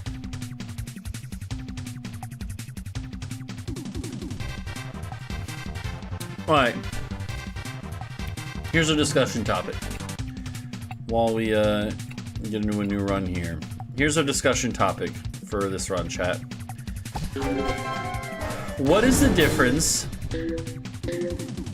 between a soup and a stew? Is there a difference even?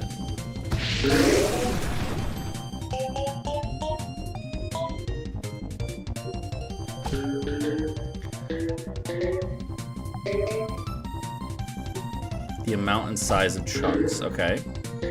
So where do you draw the line then? Is like beef minestrone, is that a soup or a stew?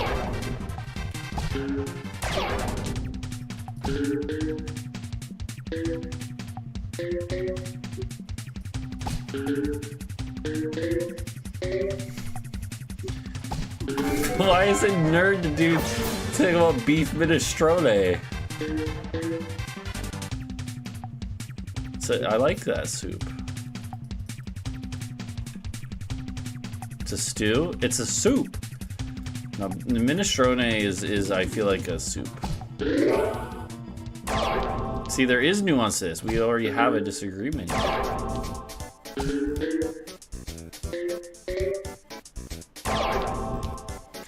I think, okay, it does have chunks, but for me, the minestrone I've had at least has had like big chunks, but they're like spaced out with a lot of like broth and other non-chunk stuff. So I feel that's why I say it's a soup.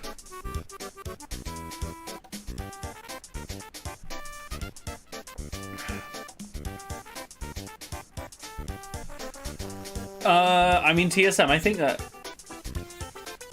I don't think eating human meat is inherently immoral. Immoral. If it makes you immortal, well, that'd be fucked. That'd be a lot more cannibalism. I don't think eating human meat is necessarily immoral. They talked about this. I'm gonna bring up the other podcast. Actually, there's like 2 or 3. There's like 3 or 4 podcasts this year. While I'm whining about it, they talked about cannibalism in an episode I listened to. I don't think cannibalism is necessarily immoral. Don't clip that out of context. Well, okay. I think, well, Helios, that's the thing, though. I think that then that is still a gray area to me. That's still a gray area because there was a case of, this is a real case. I guess, like, literal, like, content warning. I'm gonna discuss cannibalism. And also... No, that's not. That's a different thing, narcolepsy. That's much more clear cut in that I think that one is totally justified. Here's where the one I'm gonna bring up is a little more fucked up. But it's also still not like, well, here, you'll see. Okay, so there was this case that it pops up on Reddit every now and then, of like in Germany in like the early 2000s. Yeah. In Germany, in like the early 2000s, there was like a message board for like kinks and fetish stuff, and there was this dude who posted and was like, "Hey, I'm looking for someone to let me eat them." Yeah, like he literally, this guy literally goes and he's like, "I want to eat someone." And someone responded to it and was like, they were like basically like okay, this word's kind of fucked up, warning. But they were basically like, I'm suicidal, or like, they were like, I don't really care to live anymore, and I want you to eat me. It's really fucked up. It's really weird, man. So they arrange this. They go back and forth on this public message board, talk about it, and then this was in Germany in like 2002 or something. They go and so there's these 2 dudes and they meet up, and the one guy literally like they carry out this cannibalism in a pretty graphic and sexual way. Let's just say that the specific part of the body that he eats is well, you know. And the guy bleeds out from it.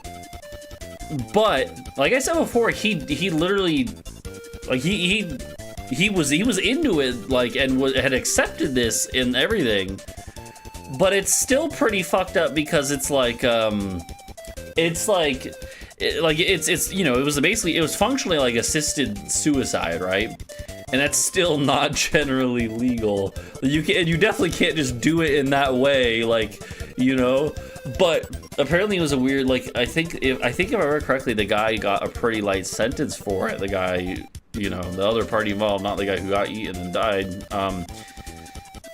because like they had like videotaped it and videotaped the other guy like explicitly saying that he wanted to be eaten and was okay dying in that way. Like, it was really fucked up. But, and I'm kind of just like, I don't know, man. Like that's definitely not something. It's just you know. I think that's definitely like where it's kind of a morally gray area. It's definitely not all in the clear, because like you definitely don't want people just like you know, being able to just tell people I want to be eaten, and then that person has free reign to do that. You know what I mean, right? But at the same time, I like, at least the, you know, at least there was consent at all. But it's kind of like, that's one of those things that I feel like you shouldn't really be able to just, you know, like being able to consent to that is kind of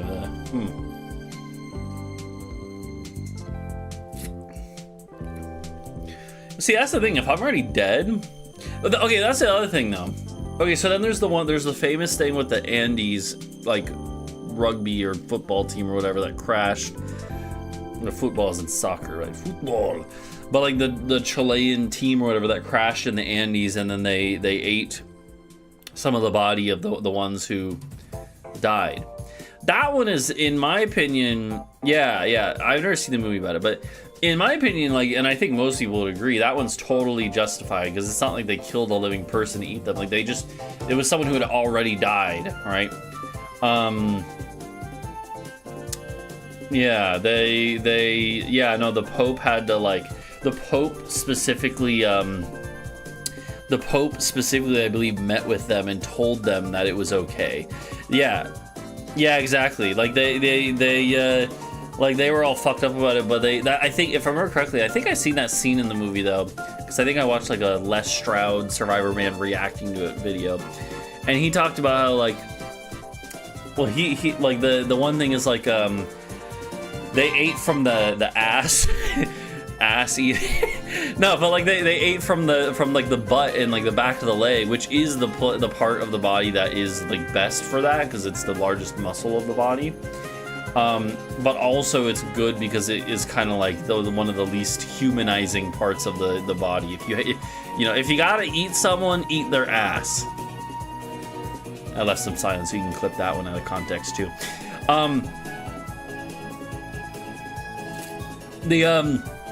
Anyways, but like I know from experience, yeah, totally. But no, like, yeah, in that case, I don't think there's any moral issues. Obviously, for the people having to go through that, it's going to be haunting you morally. But, like, I don't think any reasonable person is going to look at that and say, like, oh, like, you should have done that. I mean, you know, I'm sure there are some people who are like, oh, you should never do that at all. But still, I think most people are probably like, you know, I think it's justifiable. And yeah. But yeah, if I remember correctly in the movie, they show that, like, they justified it to each other in that way, which was in the religious sense of basically being like pretend it's a sacrament, right? We're eating, you know, the flesh of Christ or whatever, right? Like, just like we would for sacrament. So.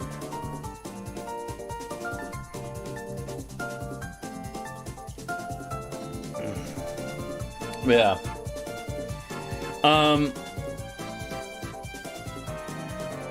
Anyways, though,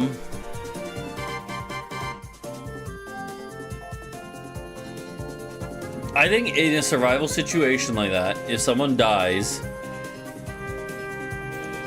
I think you can still eat their body. Like, well, if I remember correctly, though, didn't some of the people die in the crash and their bodies were still there anyways?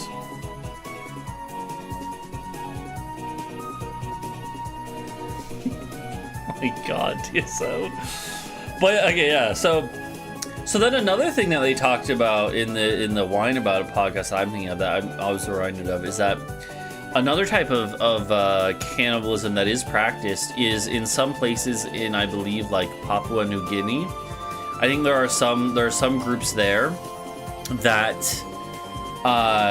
practice ritualistic cannibalism, where the whole thing is that it's when someone dies, their like family will eat their body, and it's and the idea is that you are like incorporating them into you, right?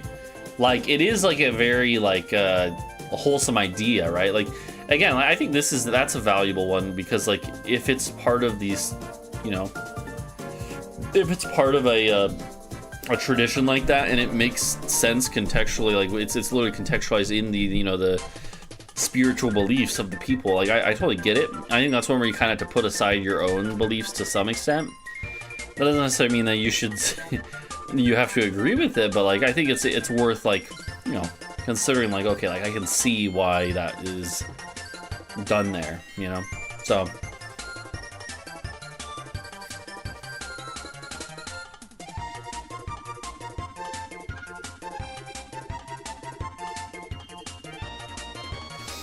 But yeah, but that one's interesting. It's like, it's also like, it's those that one happens when the person dies of natural causes and stuff.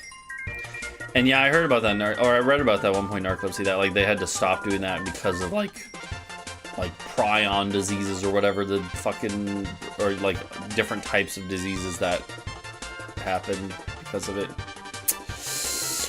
Yeah. Okay. Let's give it like one more good attempt. Yeah.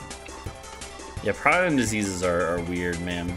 No, that freaks me out a little bit. I'm like, bro, those are kind of freaky. That and like the flesh-eating bacteria that just if it gets in your nasal cavity, you're just fucked. That shit kind of freaks me out. I'm like, bro, what if that happens to me?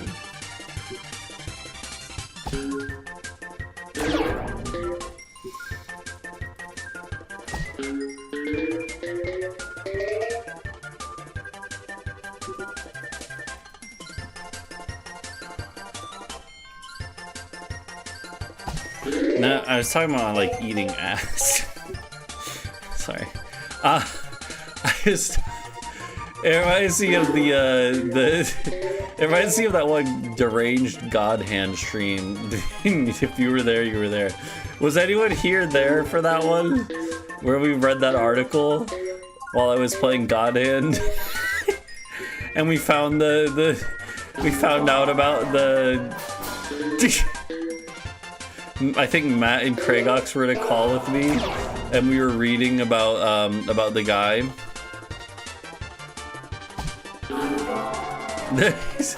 There was an article in like Men's Health.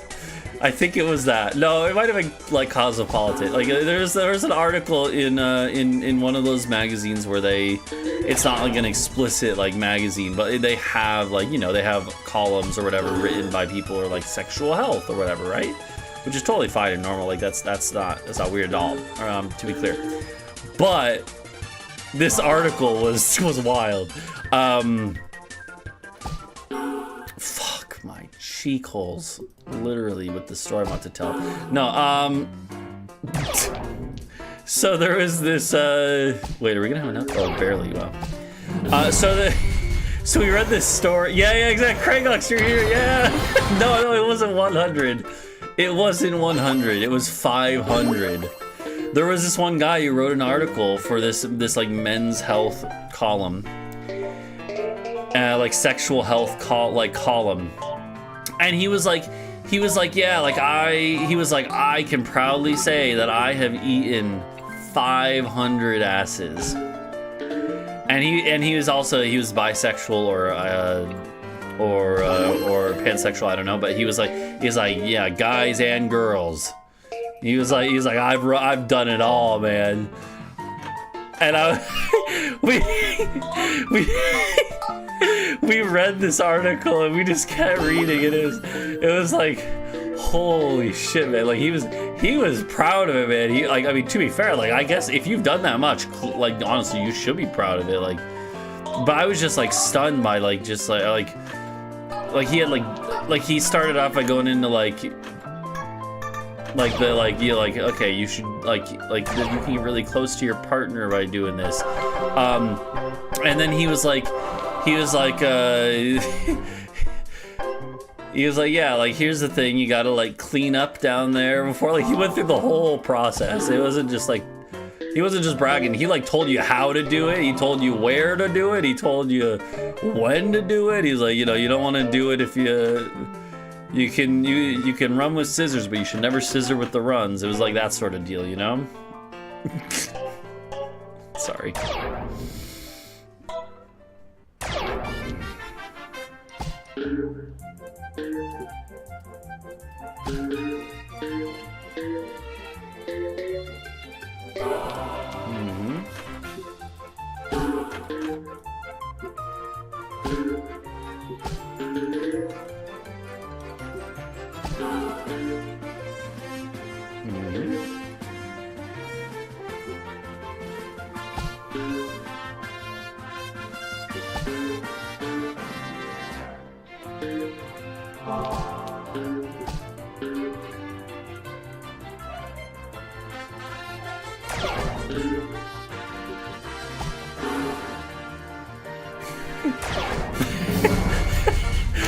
That's the clip. Are you posting all these clips in the Peggle Discord?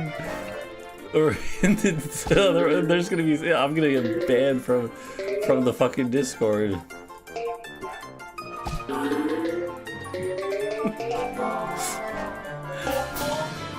You should post these all in my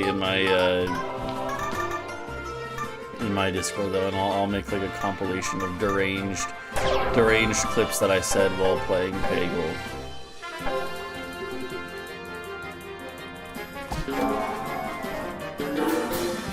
Mods, eat this guy's ass, please. Sometimes you just gotta get your ass eaten, you know. I'm baiting now. I'm clip farming now.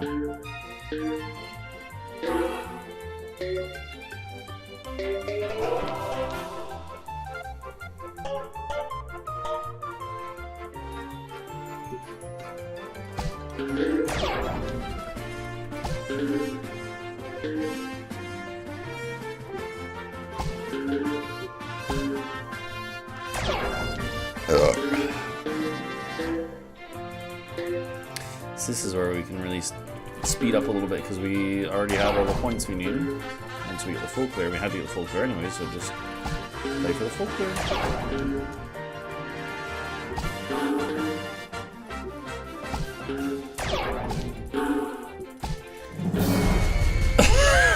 What? TSM? That's not a real thing. Unless it is, Jeff. It's because Jeff was playing Civ 7 because it came out today.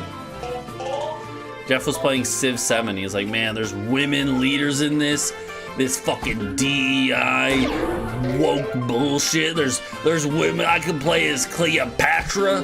What the fuck is this, K-Kona?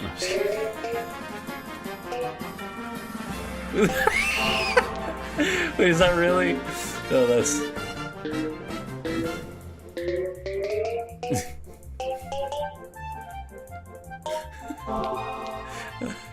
Oh no.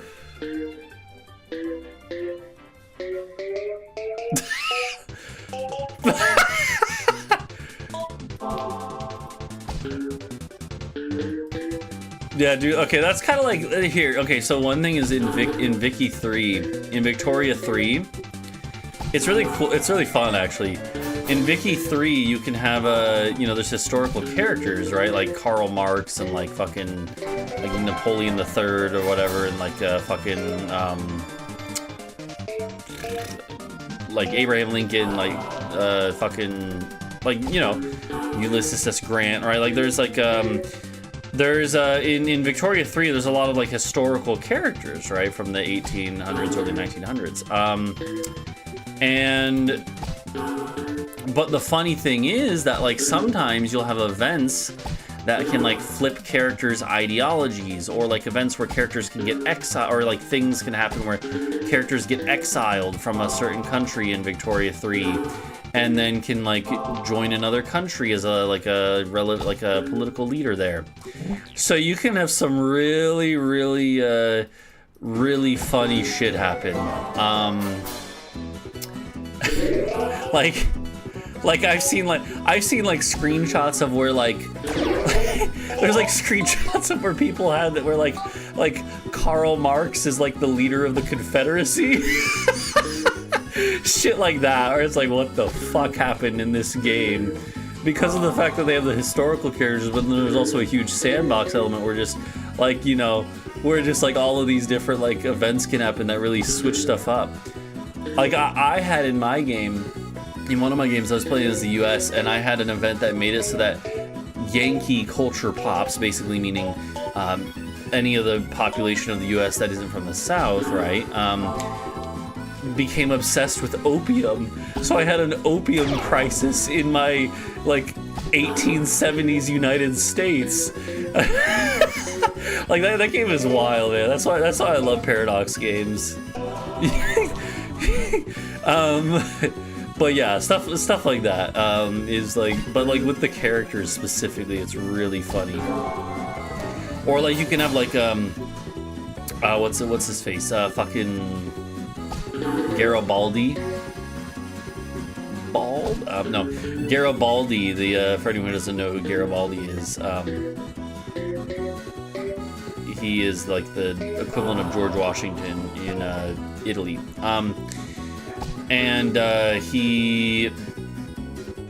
Garibaldi, like in the game, can go on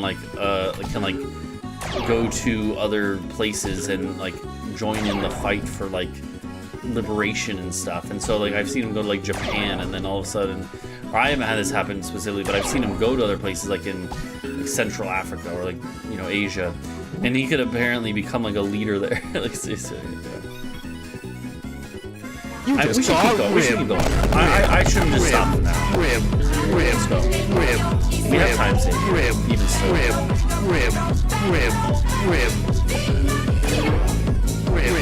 See, okay. I know it's funny because his name is Garibaldi, because he was bald too. He wasn't actually bald. Actually, I don't know. He might have been bald. Honestly, I don't know what he looks like.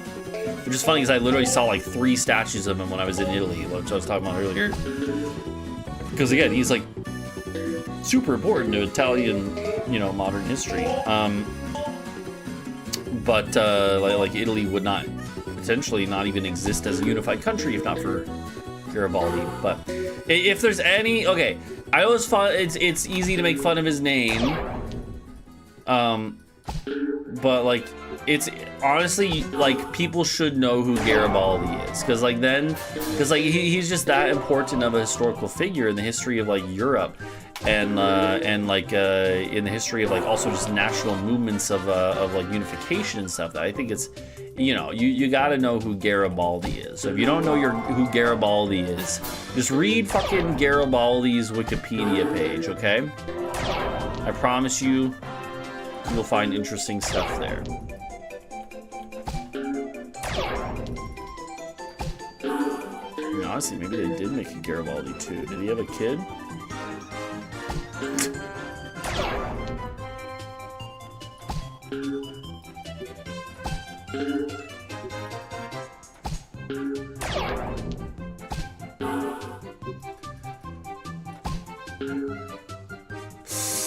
No, no, no, no, no, no, no, no! You penis cock.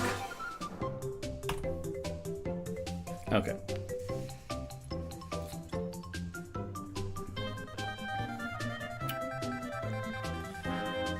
Oh man, that was an Omega rimming, you're not wrong. How many asses did Garibaldi? Oh, Jeff and TSM, those who weren't here earlier. We had a deranged moment earlier. Okay. I'm gonna go to my Chat GPT log where it like keeps your like recent, if you're logged in on Chat GPT, it has like your recent like conversations you've had with it. I'm just gonna read the name of this one, and I'm gonna let you guys figure out what happened. Botulism risk tuna alert.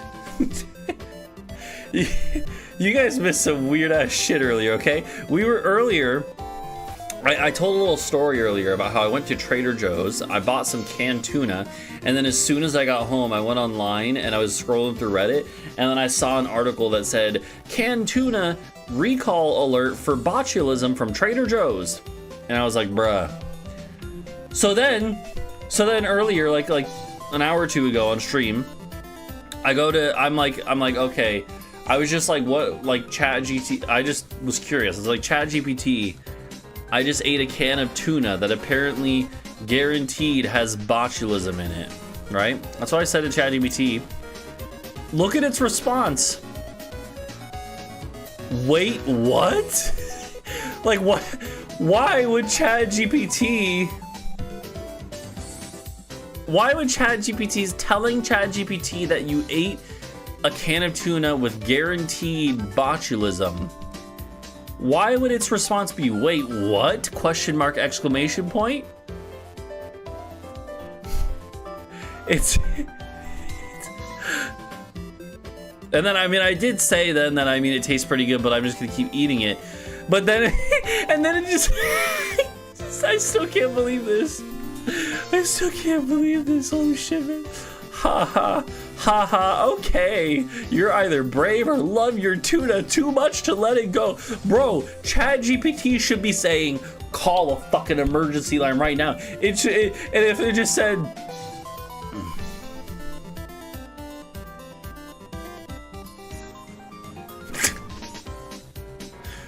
but then we figured out that it's probably that it's actually remembering from past conversations with me that I'm logged in.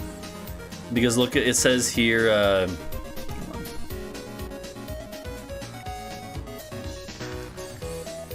it referenced Peggle challenges, which I had not mentioned in this chat. So apparently, I think it was just, if anything, I think maybe it was like some of the angry poetry AI coming through.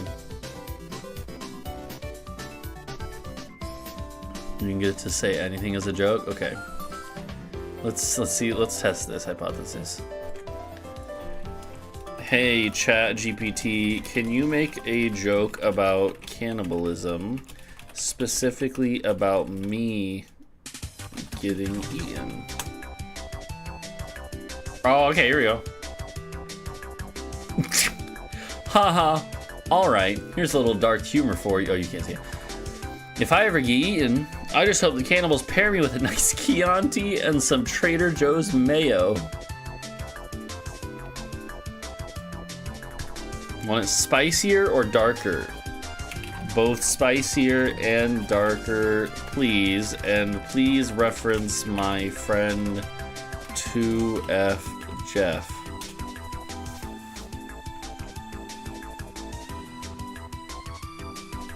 Oh, going full spicy and dark?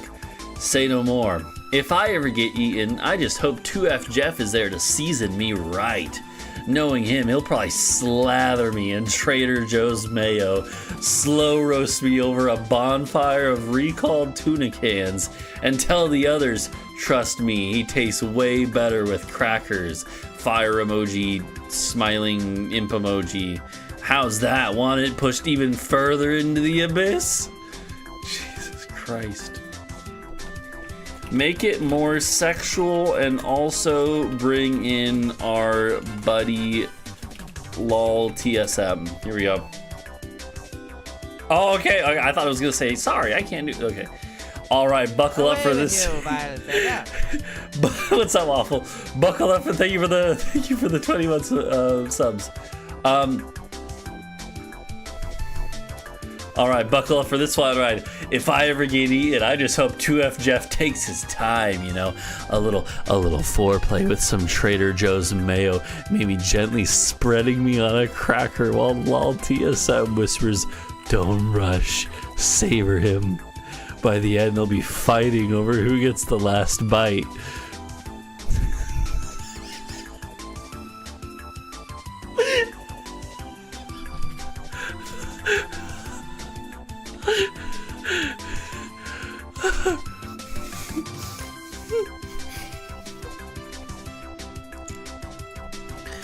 Okay, now include a whole scenic description, including some other people in the background that are into their own vor kinks.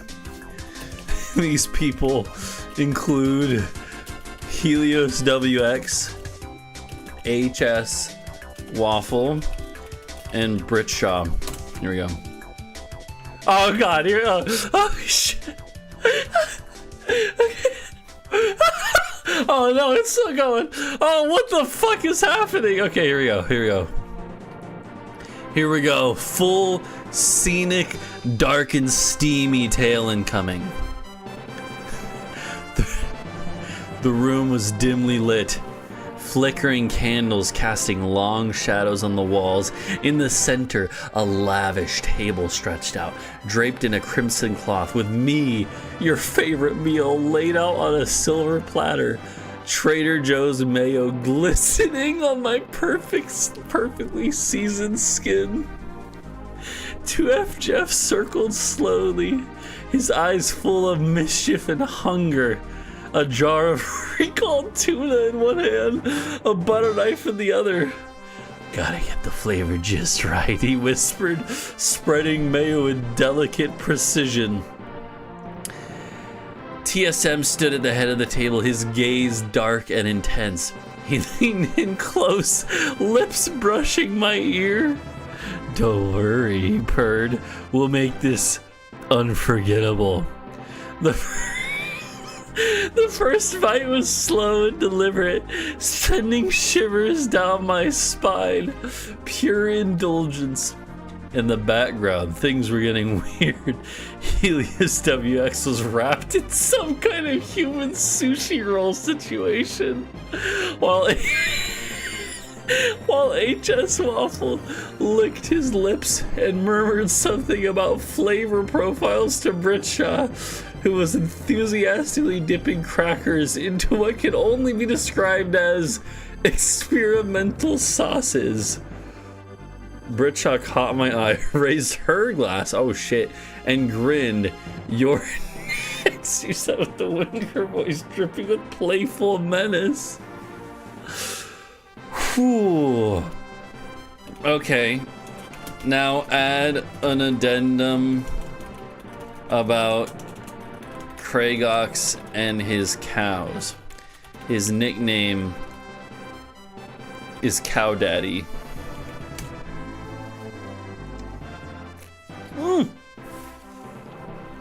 But just as things were about to reach their climax, the heavy oak doors burst open. Craigox, known in these parts as Cow Daddy, strolled in, a leather jacket slung over his shoulder, flanked by two majestic dairy cows. Their bells jingled softly, an ominous soundtrack to his entrance. Y'all started the feast without me, he asked, leaning casually against the doorframe, his voice a deep a deep buttery drawl. The cows mooed in perfect harmony, clearly excited by the unfolding buffet of questionable life choices.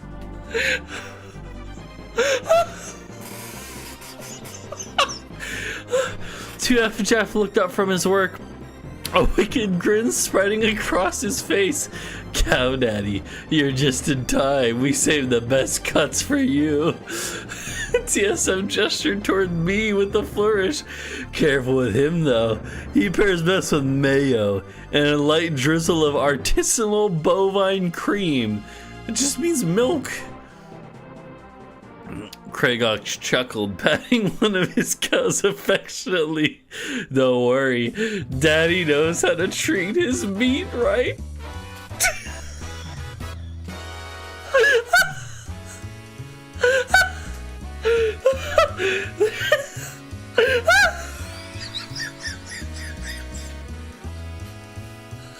The room fell silent for a moment. Then the feasting resumed, now with an oddly pastoral vibe. The cows watching approvingly. The cows are just watching, man. Okay, I think that's... I think this... Oh, God. Okay. Oh, shit.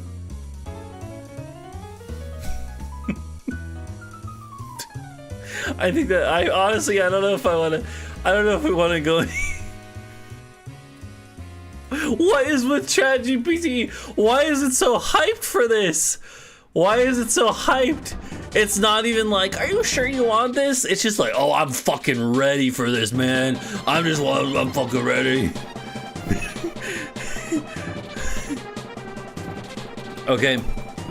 And since we're already on the whole Vor thing, let's get Kirby, the Nintendo character,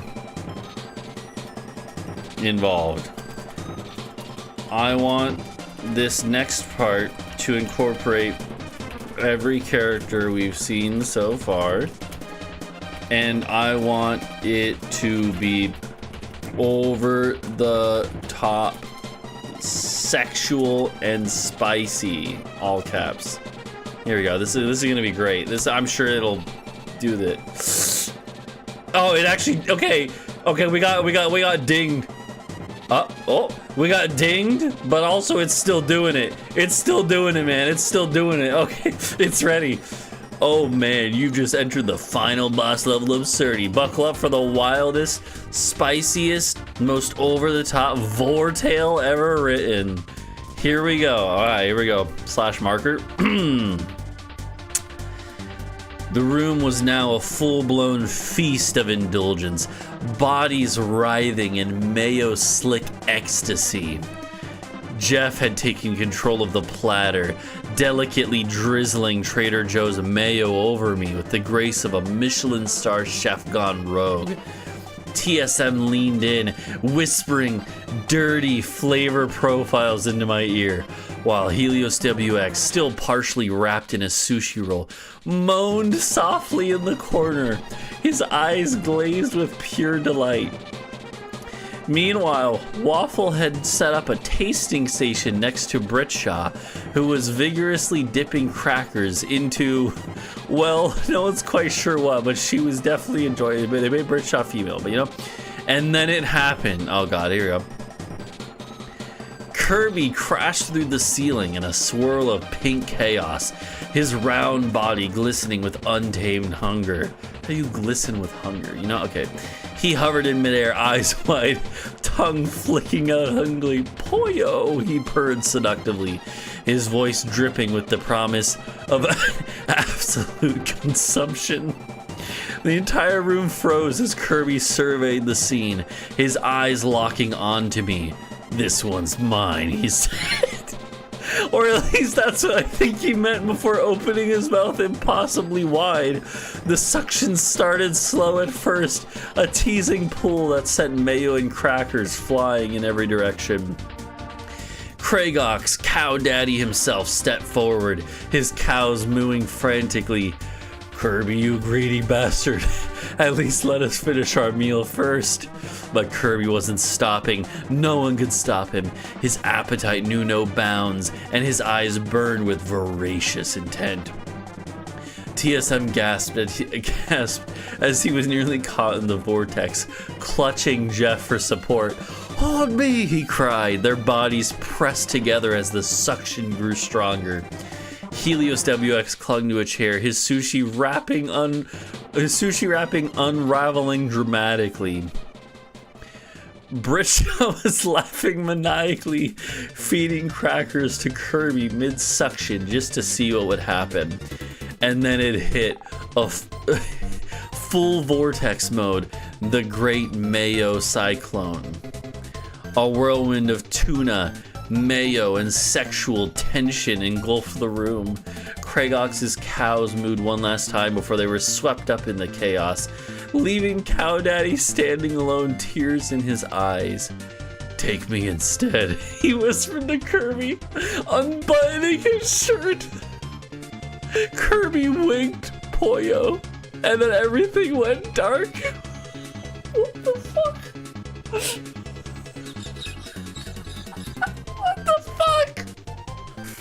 What the fuck is that? What? Take me instead, as he's unbuttoning his shirt. Kirby winks his Pollo, and then everything. What the fuck? Holy shit, man. J Nano Prologue. No, it was good. You got it. It was a good response. You got it, ChatGPT. It was fine. Lastly, give us a short epilogue, I guess, right? About J Nano walking in on the aftermath.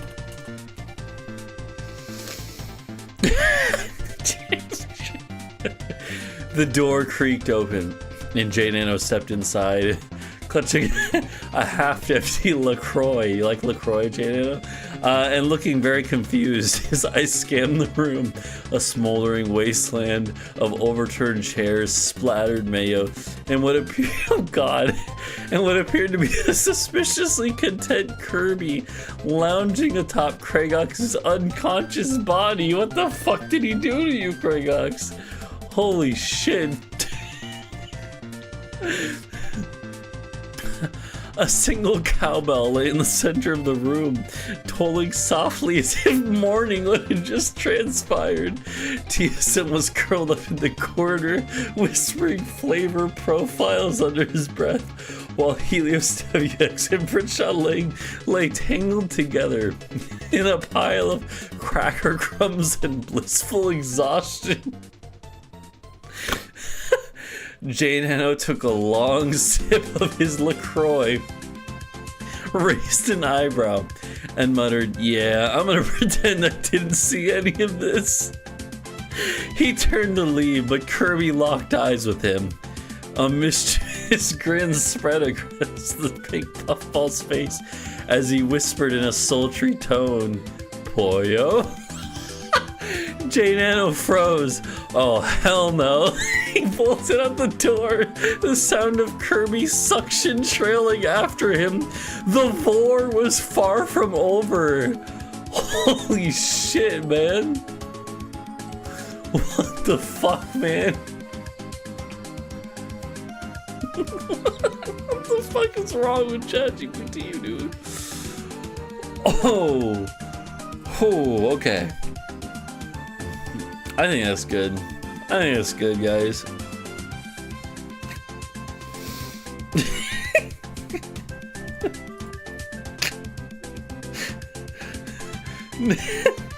Okay, yeah, you know, that's good. Okay, now give me a recipe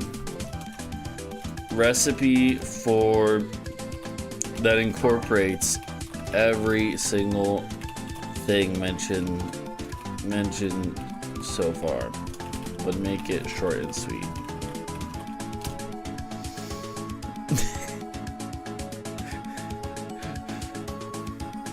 Okay. The ultimate vor feast recipe serves a room full of questionable friends, 1 can of Trader Joe's tuna, preferably recalled, 2 tablespoons Trader Joe's mayo extra cursed. What does that mean? 1 pack of fancy crackers, 1 full sushi roll, optional garnish, 1 fresh cow's milk drizzle, courtesy of Cow Daddy, a sprinkle of Kirby energy for suction power, 1 LaCroix for flair. Instructions: prep the tuna, mix tuna with mayo until thick and spreadable. Lay out crackers and lovingly spoon tuna onto each. Top with sushi roll slices for a fusion twist. Drizzle cow's milk over everything because Cow Daddy says so. Serve with LaCroix on the side for maximum refreshment and a hint of chaos. Whisper pollo before eating for full immersion. Bon appetit. Dude, this sounds awful. Oh my god, dude. Dude, okay. Oh my god. I kind of feel like I have to have a challenge or a goal where the where a punishment is to make this and eat this. This sounds so awful, dude.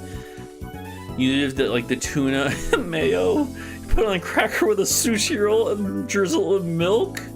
Oh my god, that sounds fucking awful. I mean, it actually sounds good except for the milk, really. I'm gonna be real. Yeah, honestly, everything except the milk. But the milk is gonna ruin it. It's gonna become all soggy, and that's gonna. I mean, I guess it depends on the sushi roll.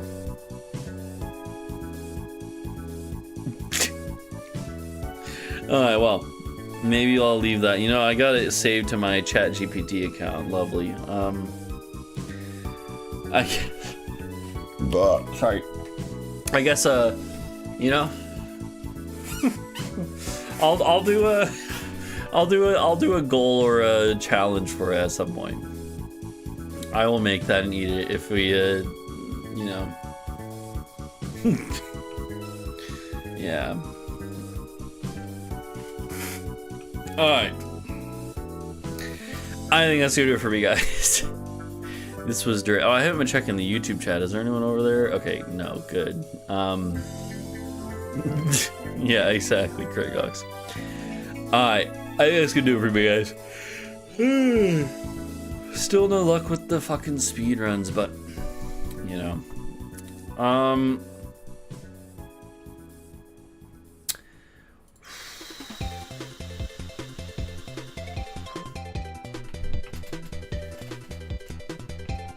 Yeah, this has been on YouTube, vertical live stream. I've been vertical live streaming all my Peggle stuff recently.